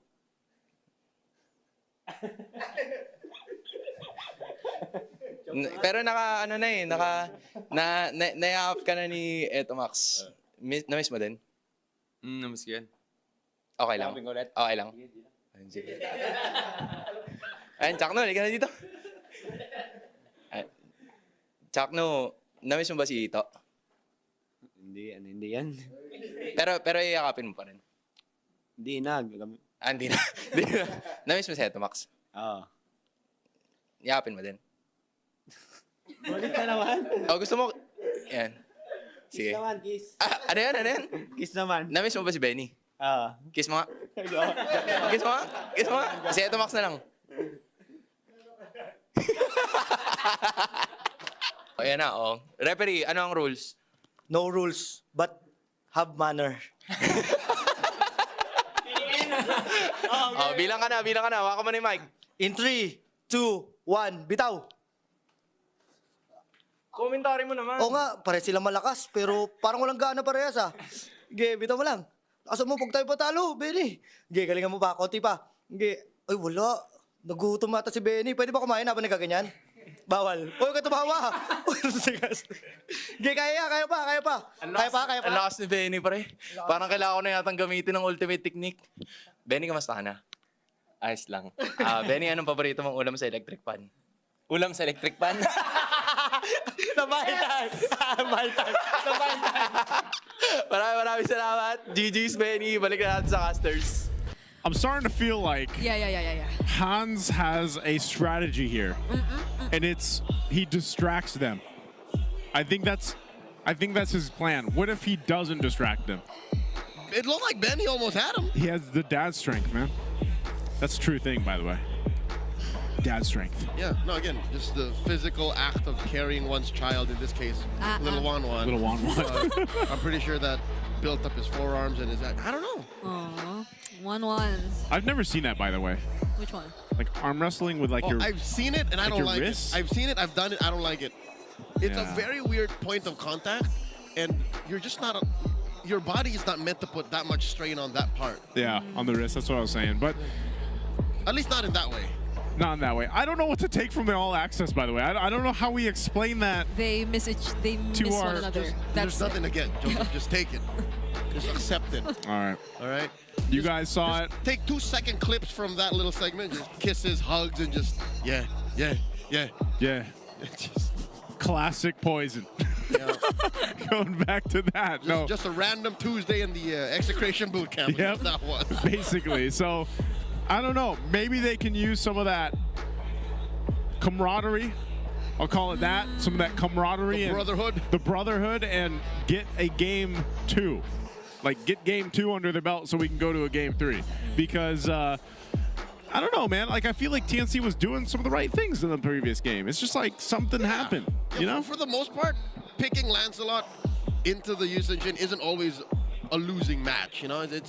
It's a clear decision. It's still a 50-50 when you come down to certain parts of the game, but here, I think Liquid just gave him too much to think about. They gave him the Moskov off lane to worry about. They gave him Sanji's Farsa. They gave him 40's Lapu Lapu. So maybe like all these key picks. Yeah. And I feel like through the ultimates that Lancy decides to pick up all the time, I think it was just a glorious pathway. By the way, it's pretty much given that what they want to go for is just the constant closing in onto Team Liquid Philippines, pressuring them and engaging in the team fights. One might wonder, don't they really want actually the feathered airstrike? It's That's just they don't true. have the time to do it. They just never get the chance. You know what I think it was, though? I think that, and that's something we usually see this from Sanji, and it's just like he's so good at staying away. Oh, yeah. Like, Again, what's Rapid Boots played a big part. Yeah, the Rapid Boots. You talked about this, and I think whenever we see that with Sanji, like it's that sense of the Filipino word popped in my head, like tago. Like the tago, hiding. Yeah, he's just always hiding. He keeps himself scarce. He's like, Lancy, you're never gonna see me. You're never gonna steal it at the right time. Exactly. That's why Lancy, like most of the time, he just had the glorious pathway. So, whoa. Yeah. Whoa. I guess we're gonna find out what the adjustments are gonna be here for TNC to get hopefully to a Game 3 against CLPH. They are gonna be on the blue side, and TLPH will be on the red. I think we still see similar bans, man. Honestly, from the last match, that Arlot's being taken out. There goes the 1-1. And I'm wondering, I don't know, priority-wise, if they still play for the jungle, like maybe the jungle switch up for the matchup there. Like, what if Zyda just decides he wants the YSS this time? If they're letting go of that trade again. No protection. It looks like that's where we're going. Yeah. If they're banning the Jushin here, I mean, they banned out the Arlot, so that's one. If they don't ban the Phobius, or maybe not even, like it's not that much prioritized in terms of bans. It's actually crazy because that last game, you know, they had the Phobius, but the fact that Sanji had 2 early kills and then he just like rushed Glowing Wand, like that helped so much with dealing with the Phobius. So it seems like they're thinking about this last ban really hard. Because this dictates what allows for the first picks, like what they're trading that first pick for. When you gaze into the They're going the same route. Or could they go Parsa themselves? But then the decent shit. Wasn't No, I think that's a better deal. Yeah. I think that's a better deal. If TLPH lets through the Lancelot and the Yisun Shin, TNC can take the Farsa first, and then Liquid can get one or the other, and then go from there. Oh, it doesn't even have to be that way. From red, you can even not pick Yisun Shin and Lancelot and still get it in red 3. TNC's going for this YSS. It's either that or they go Lance again, yeah. Or Farsa. Because if not, it could also be a Farsa Kalea that Team Liquid Philippines pick up later on. But they still go for Lancelot. So this is the same. This is the running it back. Yeah, run it back. Get the Farsa. Unless it's Hylos again. Farsa Hylos. If we're talking about running it there back. Okay. Might as well. Might as well. This land is our home. Oh, that's that. switch up. Okay, steal away 40's Lapu Lapu. And then... Maybe not the Gatot, or do they still want the Gatot? Like, oh, the Gatot would really just ruin team fights, but... Yeah, there it is. Then do you like still take the YSS, or do you just pick up an XP laner so you secure it for Sanford? Still the YSS. Just YSS? Okay. Would still YSS. I think 40 can find a way to deal with this Lapu Lapu if that's the only thing that changes. Yeah. Because like if Glue's not banned out, he can go Glue. Got him lined up in Oh yeah, that's right. I forgot we weren't casting AP Bren anymore. Yeah. So, but still, yeah, it gets banned anyway. Yeah. This will be interesting to see what like Sanford ends up picking then, because as he's going against the Lapu Lapu here, he might even like we threw around Esmeralda in the last draft too, so not sure if that's something that Sanford wants to do, but they'll go ahead and focus down the mid lane. What does this leave then for Lancey to pick up? Would they rather just force him again on the Valentina? There is no Selena, no Kimmy. Oh, yeah, the options are slowly running out. So what is this? Are they gonna pick Harith? Or, no, unless Harith gets banned here. If that's the case, I am not the only Moskov still? by these yeah, so chains. they're going for the Moskov Harith gambit. Like they want to go for the winning trade.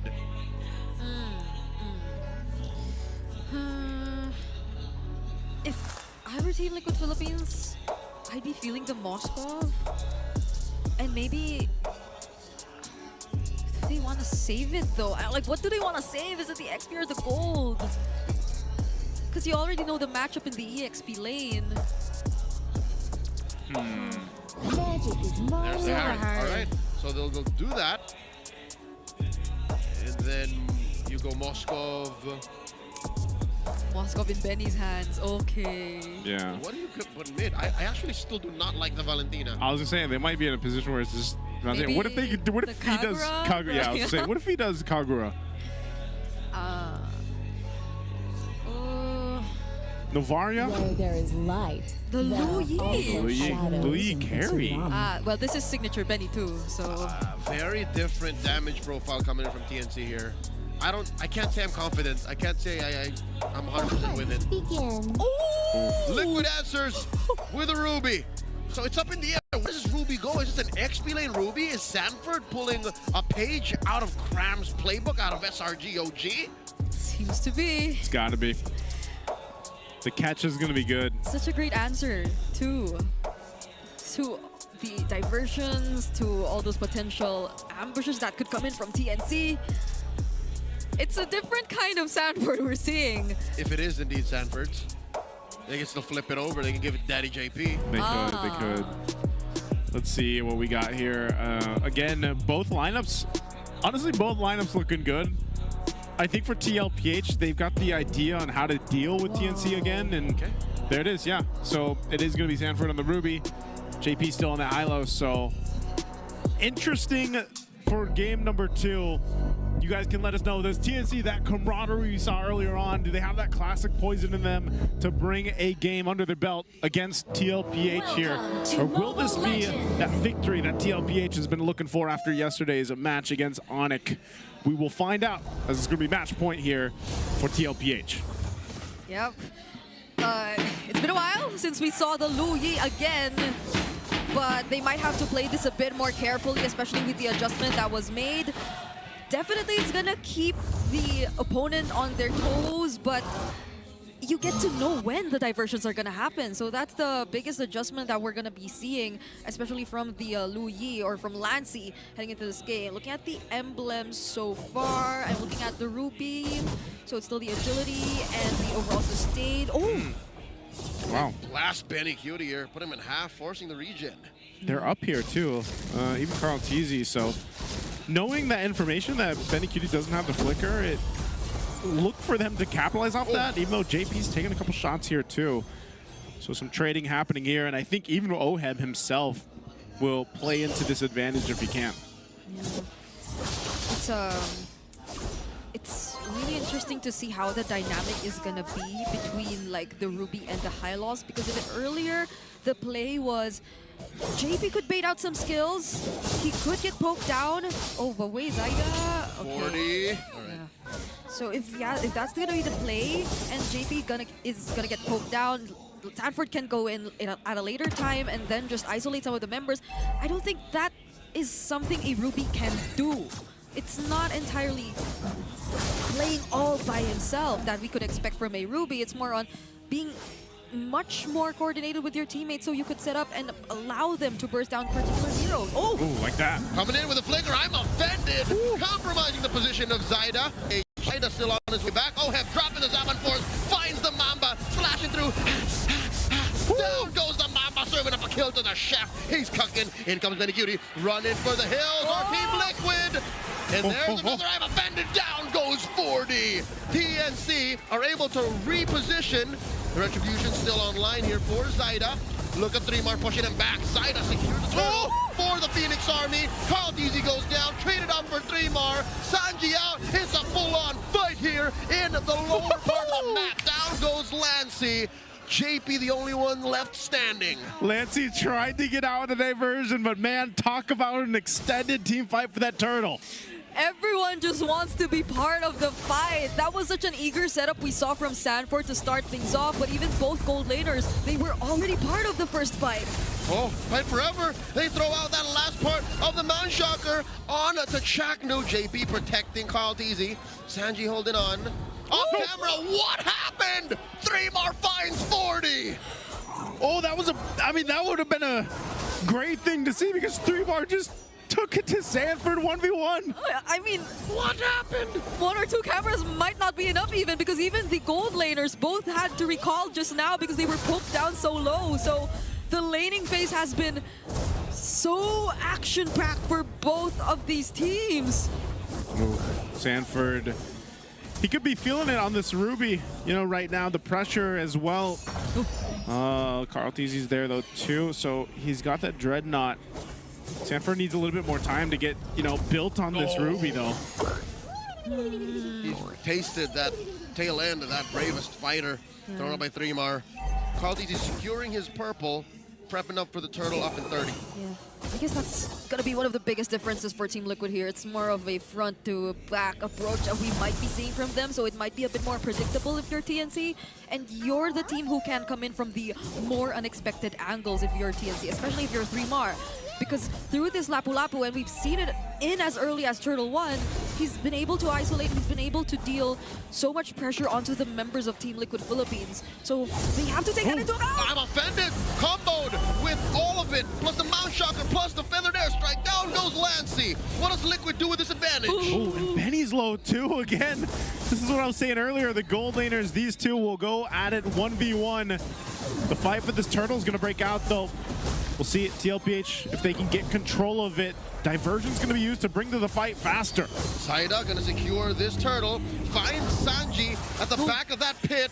Sends him away with the wings by wings. Look at this, Carl Teasy stealing away the purple. Liquid playing the long game. Now Sanford caught between four. How does he survive? The answer is he doesn't. 3mar gets another kill. Sanji will still use the Feathered Airstrike, but will not stay any longer. So they don't even get to trade the turret up top. Diamond Force dropped in by Oheb. Going 1v1 against Benny Cutie. Benny wins. Oh man, every single lane has these battles going on. I think we do need some more cameras here. Mid lane going to be the focus. Slow push here by TNC, converting those wins from lane to lane, even compromising Carl Teasy's purple.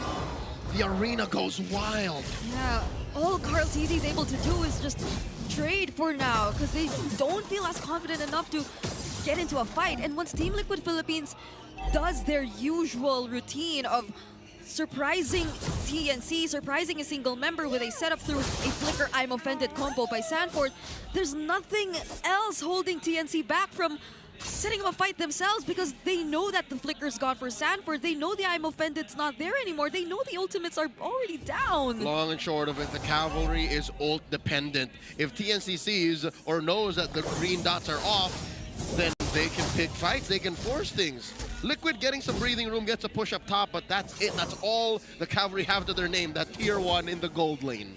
Yeah, I think a big part of this for TLPH to make it work is once Sanford gets a little bit more durable, I guess. I mean, he's had a really rough start, so that's definitely delayed them, and so he's leaning towards what you just mentioned, like this. I'm offended, finds one, and it's Lancey once again. Look at Oheb trying to space out 3mar. This is not a good place to be for the Filipino sniper, and the rest of the cavalry respond. Oheb flickers away. The voice pathway dropped in by Daddy JP. Chaknu finds no one with the AOG, and they get away with murder. Liquid looking to reposition. Finds Chaknu once more. Benny pushing away. Mid lane goes down for the cavalry. Who's going to secure the turtle? Even when they take out Lancey, TLPH knows they still can't win a team fight because they got to catch up on this, but they want to fight for this turtle.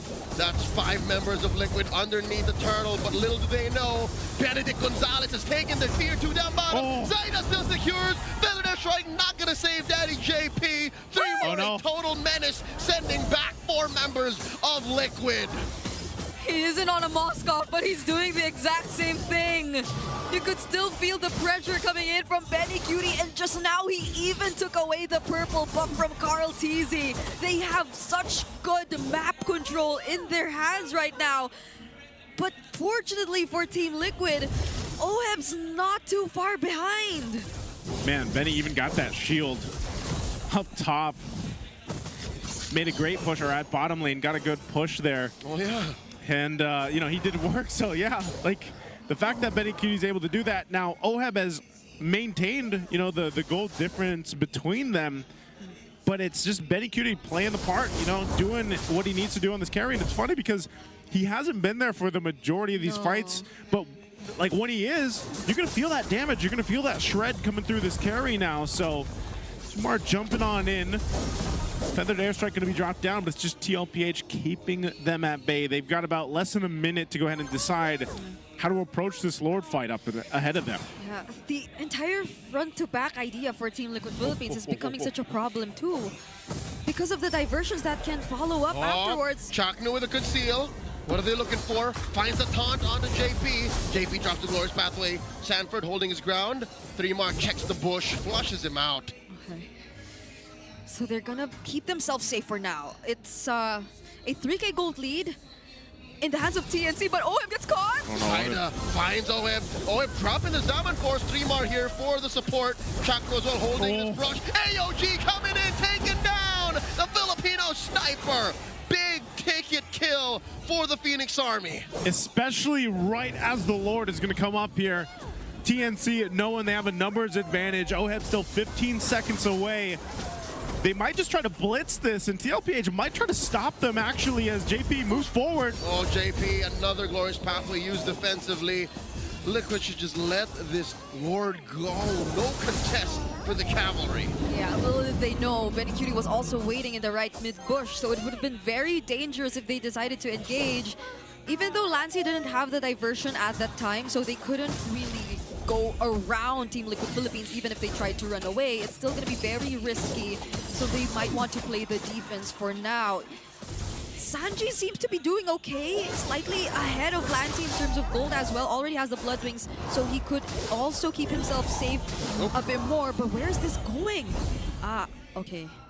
It's just down. Yep, just sending Zaida down. Just gonna get that Lith Wander. They got the Lord pushing in that bottom lane, and like I said, the shield was taken care of by Benny's push earlier on. So TLPH will go ahead and try to deal with this. I mean, they can still clear things out relatively quickly with the lineup that they have here. Sanji will get spotted out by Zaida. So they're gonna try to hold it together and not lose this turret, but TNC wants to put some pressure here. All right, forcing the Diamond Force early on, and there's an Abafendis taking down Zaida. Great response from Liquid here, clearing the Lord. I don't know if he was baited to get in that position. Oh, Carl Teasy though. The conceal by JP from behind the Mount Shocker, thrown at the back line of TNC. AOG from the Mamba, still underneath the Revitalize. Liquid pushing forth. The Cavalry looking for some ground to cover. Carl Teasy throwing out them arrows, the basic attacks. Salmon Force from Oheb. One more time against Benny Cutie. He can't take it. Serving up a kill to Lancey. Another high value target for TNC. Take it out. Lancey wanted to get a kill. He's been pulled by Sanford all game. You know, go ahead and get Oheb. Oheb having a hard time to make this Harith work here. He could have survived, but the lethal ignition, that was what took him down. And we saw that missed opportunity, that missed flicker, I'm offended too, from Sanford. It could have been different if only that landed. You know what? That boy don't have enough shields yet. So he needs maybe one more item. He has the, I like to call it the expensive trinity. Yeah. He's got the feather, the Starlim Sight, and the Holy Crystal, but maybe one more. He was short one more. That's where we felt really the difference between Benny and Oheb's farm right now. Yeah, Benny's, like I said, Benny's been doing the work. You can see the amount of, that's actually surprising too. I mean, the amount of damage that Three-mar is doing, and he's also building kind of this hybrid. You know, he's only got that War Axe, but just Lapu is able to do so much damage when he jumps on in, pops the Bravest Fighter, and is durable too. So that seems to be a big problem for TLPH. So that was just something, that was a great thing to take when it came to the draft to give over Three-mar. Oh, I don't know if Oheb, all right, no. This is a very dangerous spot to be in. Oh my goodness. Even though JP was there, but they use the magic sentry, they only get to find where Chaknu is. But another major problem I feel is Lancey, if not taken down first, is just able to capitalize on all those passive, on all those dispersion rotations, and TLPH grouping up is not helping them either, but they have no choice but to stick together and group up. Okay, the fight for this Lord is going to be a big one, because I think even for TLPH, they know that they could still potentially take this. It's mostly just being able to withstand what TNC can throw at them. Charge up from Chaknu. Gets 2 taunts. Baby Cake sent back. Another feathered airstrike denied. Kasanji can't find ground. It's already called easy off the map, as well as Oheb. Baby Cake's down, forcing a defensive flicker from Sanford. JP falls too, and it's just San left to cobble together a defense. It was so unfortunate that no one was able to watch out for that rush. That was a very deadly bush. But Carl Tizzy stood there, and as much as he was beside someone, that wasn't enough to save it. Unfortunately, he was beside Oheb. That was Baby Cakes. There was a rattlesnake in that brush, and it was so perfect for TNC. Just barely unable to take down that mid lane at tier 3, but it's over already. Zyda got what he wanted. Yeah, they got a whole lot. I mean, those turrets, the 2 of them in the mid and bottom stand just with 1 HP. At TLPH, you know, I thought that they would even be in a position to contest that Lord, but great play from Chaknu, great play even from Lancia. I feel like, you know, we forget about this Lu Yi pick, and then every single time that it pops up, it's like, yeah, she's still, you know, she's still competitive in a way, not just with the diversions, but even the damage, you know, that she's able to pump out, especially with the the reactions that she gets from her passive and everything else. So if we look at it, 6,000 behind for TLPH, trying to defend into the base here. They're clearly going to lose the base turrets, but do they have the potential to stay in this game? I think Oheb has had the most difficult time coming online here, you know, this time around. And so there's only so much that you can do. This might be one of those instances where they just have to pull off a miracle defense to make this work. Yep. Oheb does have the Holy Crystal already, though, and they might want to respect that a bit. So they're waiting for the other waves to come up and just focus on the base turrets for now. But Chaknu, looking for a taunt. Just enough space to buy to be able to push that mid lane tier 3. Liquid are holding on to their final one. Oheb flickering out of the AOG. Oh no. Airstrike, the answer by Sanji. Mount Shocker looking for them to lock someone down. Chaknu here, gonna get his immortality popped. And there's so much damage coming from Lancey. And now Zyda down through. Puncture, puncture, puncture. Looking for one more. Called easy. Looking to finish the job. Thorn Rose saves him. No one falls. Not yet. So close.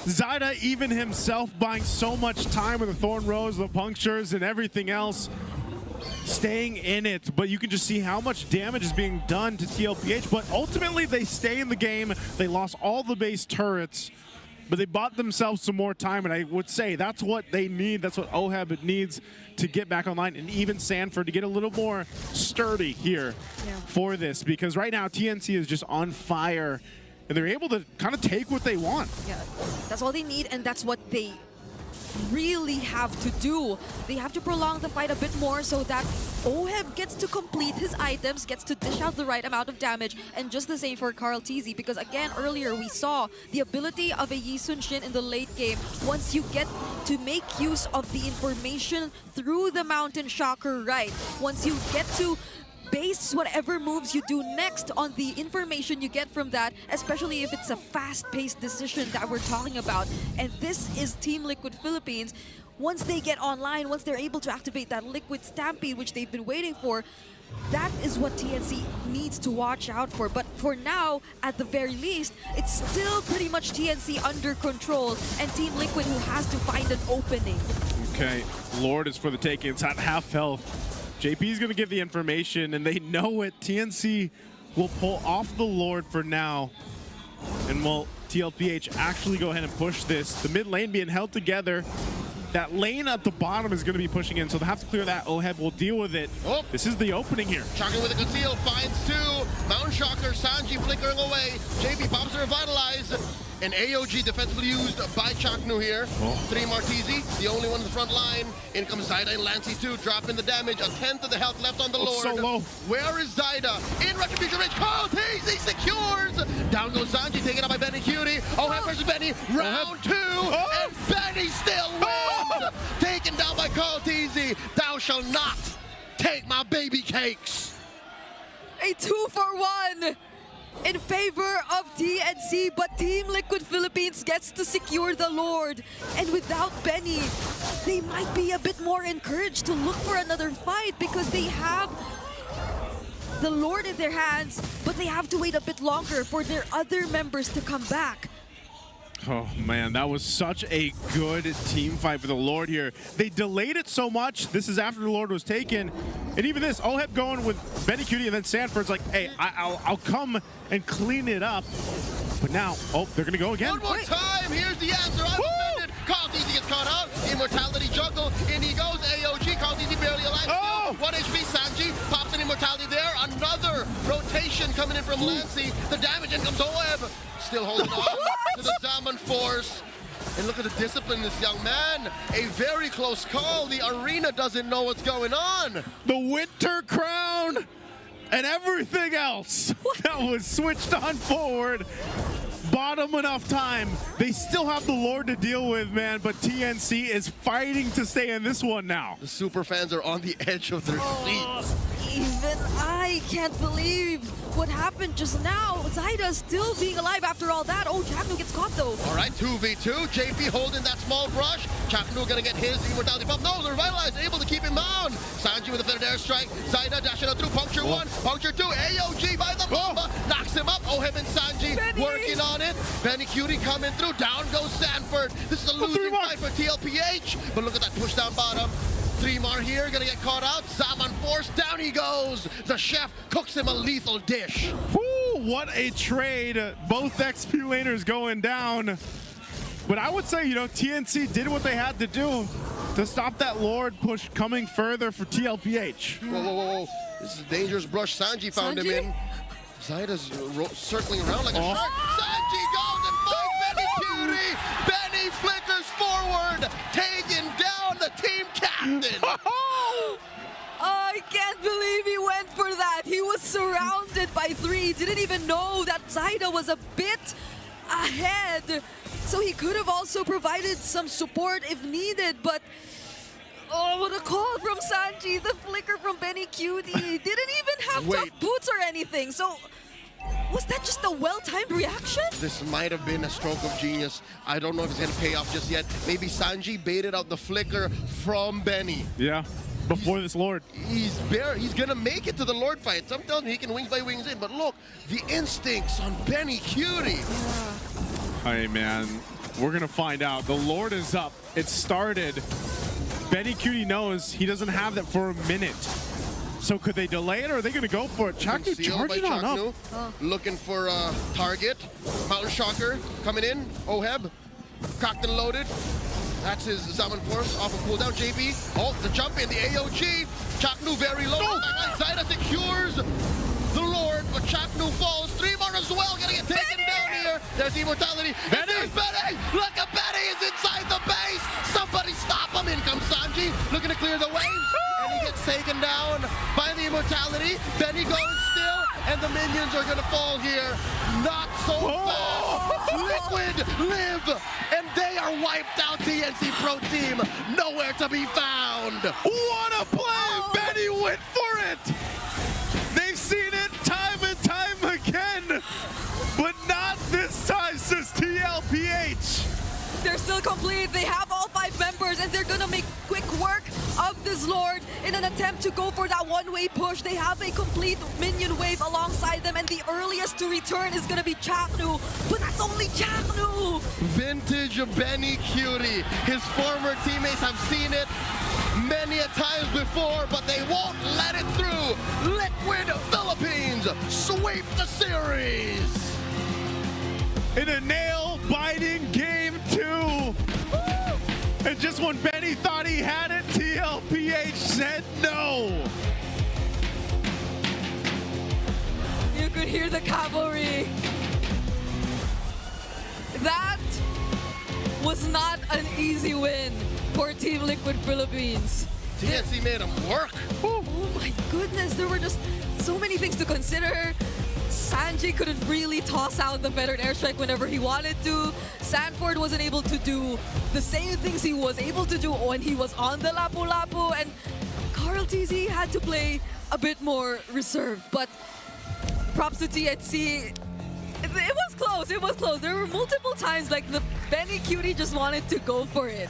What an amazing game we just got to see in a series to finish out week 1 here.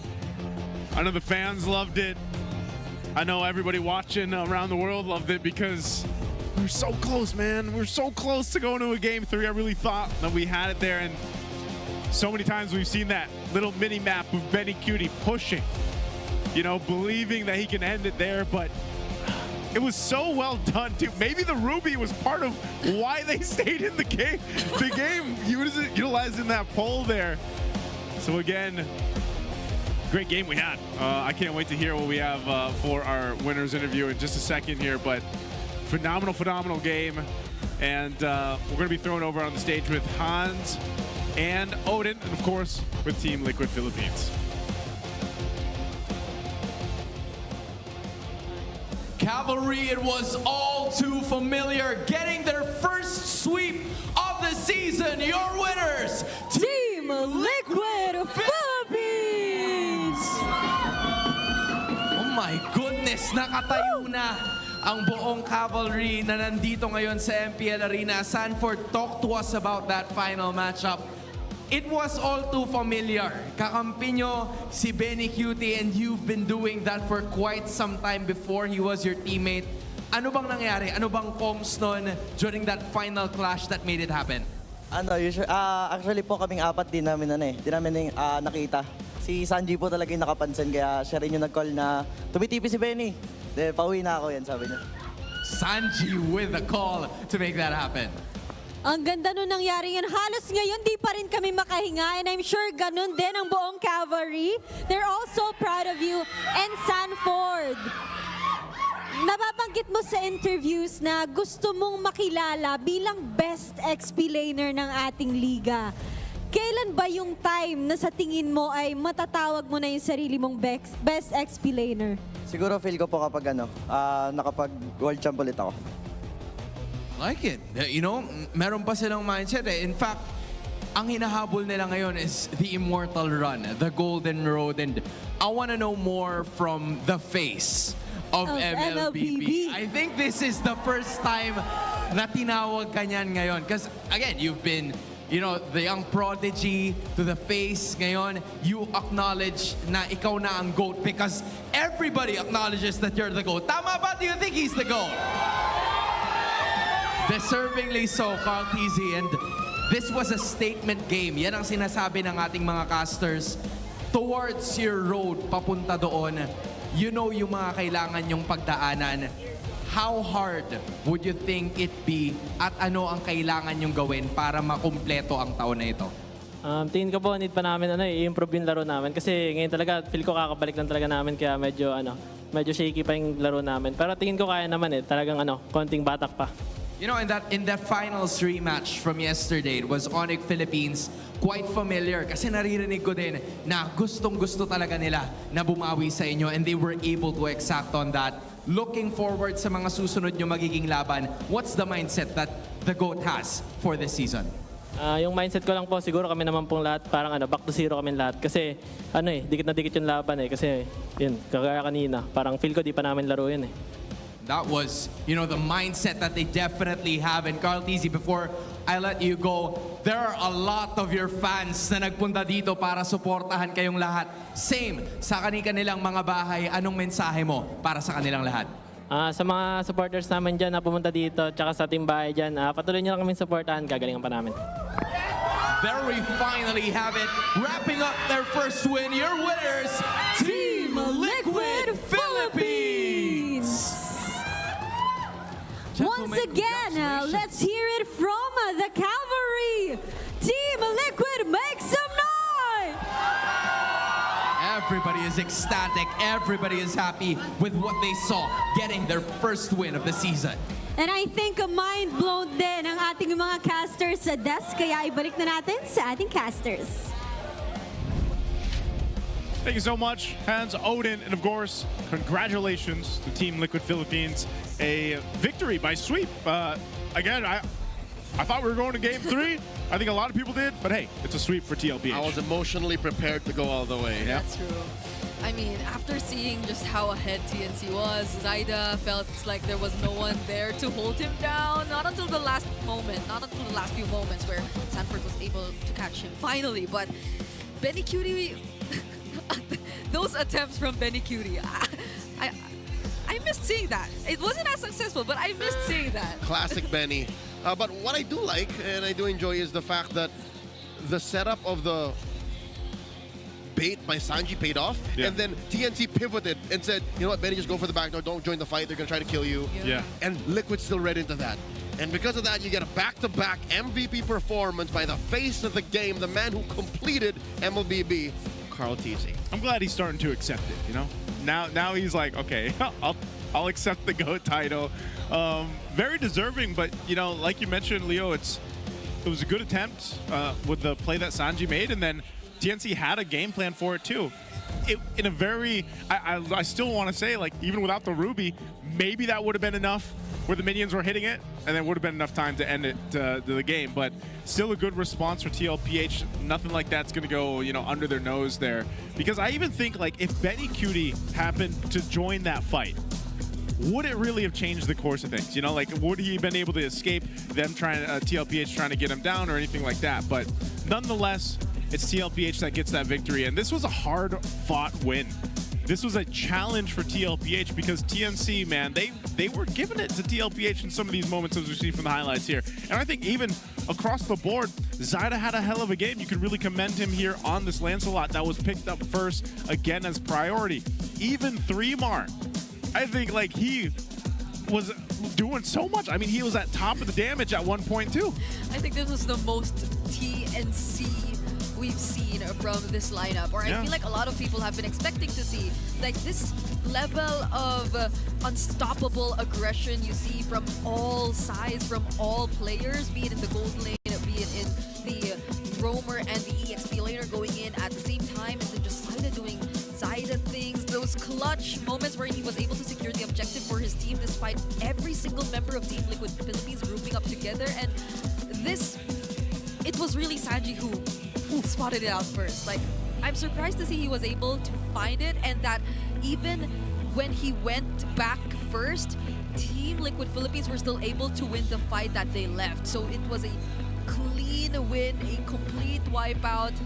We were just on the edge of our seats because Benny did seem like, even after the immortality was popped, like he had enough time to end it, but Sanford caught up. Yeah, that's right. I think if Liquid did not fire off on all cylinders and covered all their bases, it would have been a successful defense, yes, but they would have lost the turnaround if members of TNC were left alive. So, great call by the Cavalry. They saw that through from when Sanji set it up in that orange bush, orange side bush down bottom, all the way to the final moments. Yeah, it was, it's those small things within a game that really play the part in a victory or a loss. They add up. They add up. And again, I have to agree. Like, this is some of the best that we've seen from TNC. Hopefully they can get their win next week, because I think you could take a lot from this match alone against TLPH and learn from it and move forward. I don't know if those feathers stack up, but it must have been just Oheb in the thick of things, just juggling. Yeah. Because I like, even for TNC, there were multiple Winter Crown juggles we saw in that one moment wherein everyone was just trying to escape. I think that was the time where Carl TZ just had the perfect timing of a Traceless to avoid the AOG and run back into the base. There were multiple moments, actually, of him using that perfectly timed Traceless to keep him alive. And so I think that's another thing which adds up to why he is the game MVP. Because if this were any other person, or if this were any other Yi Sun-shin player, he would have died a lot more than how Carl TZ was able to perform here, because TNC had all their eyes set on the Yisun shit. Every single time they find him, 3mar's there, Chaknu's there, but he still somehow finds a way to get to get away and to survive. Yeah, I think, again, Carl TZ just being one of those players that's still, you know, it's always amazing to watch him on whatever hero he decides to play. And so I'd be surprised if he still gets his hands on the YSS on some of the matches moving forward. But yeah, nonetheless, he's our BPI rich guy. Amazing game, amazing series for TLPH and for Carl TZ specifically here. In this precipice of his career, Yisun Shin seems to be the perfect hero to describe Carl TZ. He has his eyes on the map. Yeah. It still has some mechanical demands, but he can carry the game from where he stands as well. Like, this is the perfect Carl TZ hero right now in August 2025. Yeah, after he's been through almost all the metas in the game. Yeah, he's had his Lancelot era. Yeah, the Fredrin. He's had his Fredrin era, and then he had even his Baksha era in early 2024, and now this is his Yisun Shin era. Has anybody ever asked him what his favorite would be, like the era of him, like what he plays? I wonder what that would be. I'll ask him. Yeah, you ask him. You ask him, and then you report back next week, because I'm sure our viewers want to know as well. You know, but I don't know. Maybe still the Lancelot. But yeah, that's week 1. Holy moly, week 1 is already done and dusted. That was quick. Do you guys think it was quick? It was. I want to see the standings. Flew by. I already want to see the standings. Like, is it really twisted up there? Oh yeah, for sure. It should. Numbers wise. Yeah. So, Twisted should be up there. But I know even Onyx too. Onyx up there. And I just think in general, again, even if you think last season, like TNC, this kind of game that they had against TLPH is, you know, maybe we wouldn't have seen this last season, but now already in opening week, you have a lot of surprises from teams. I feel like here for the first week, and that's why I think a lot of us are in store for a really good season 16 ahead of us. And at this point, you know, you kind of have like a general idea after week 1. I don't know. I need to see week 2, maybe 3 or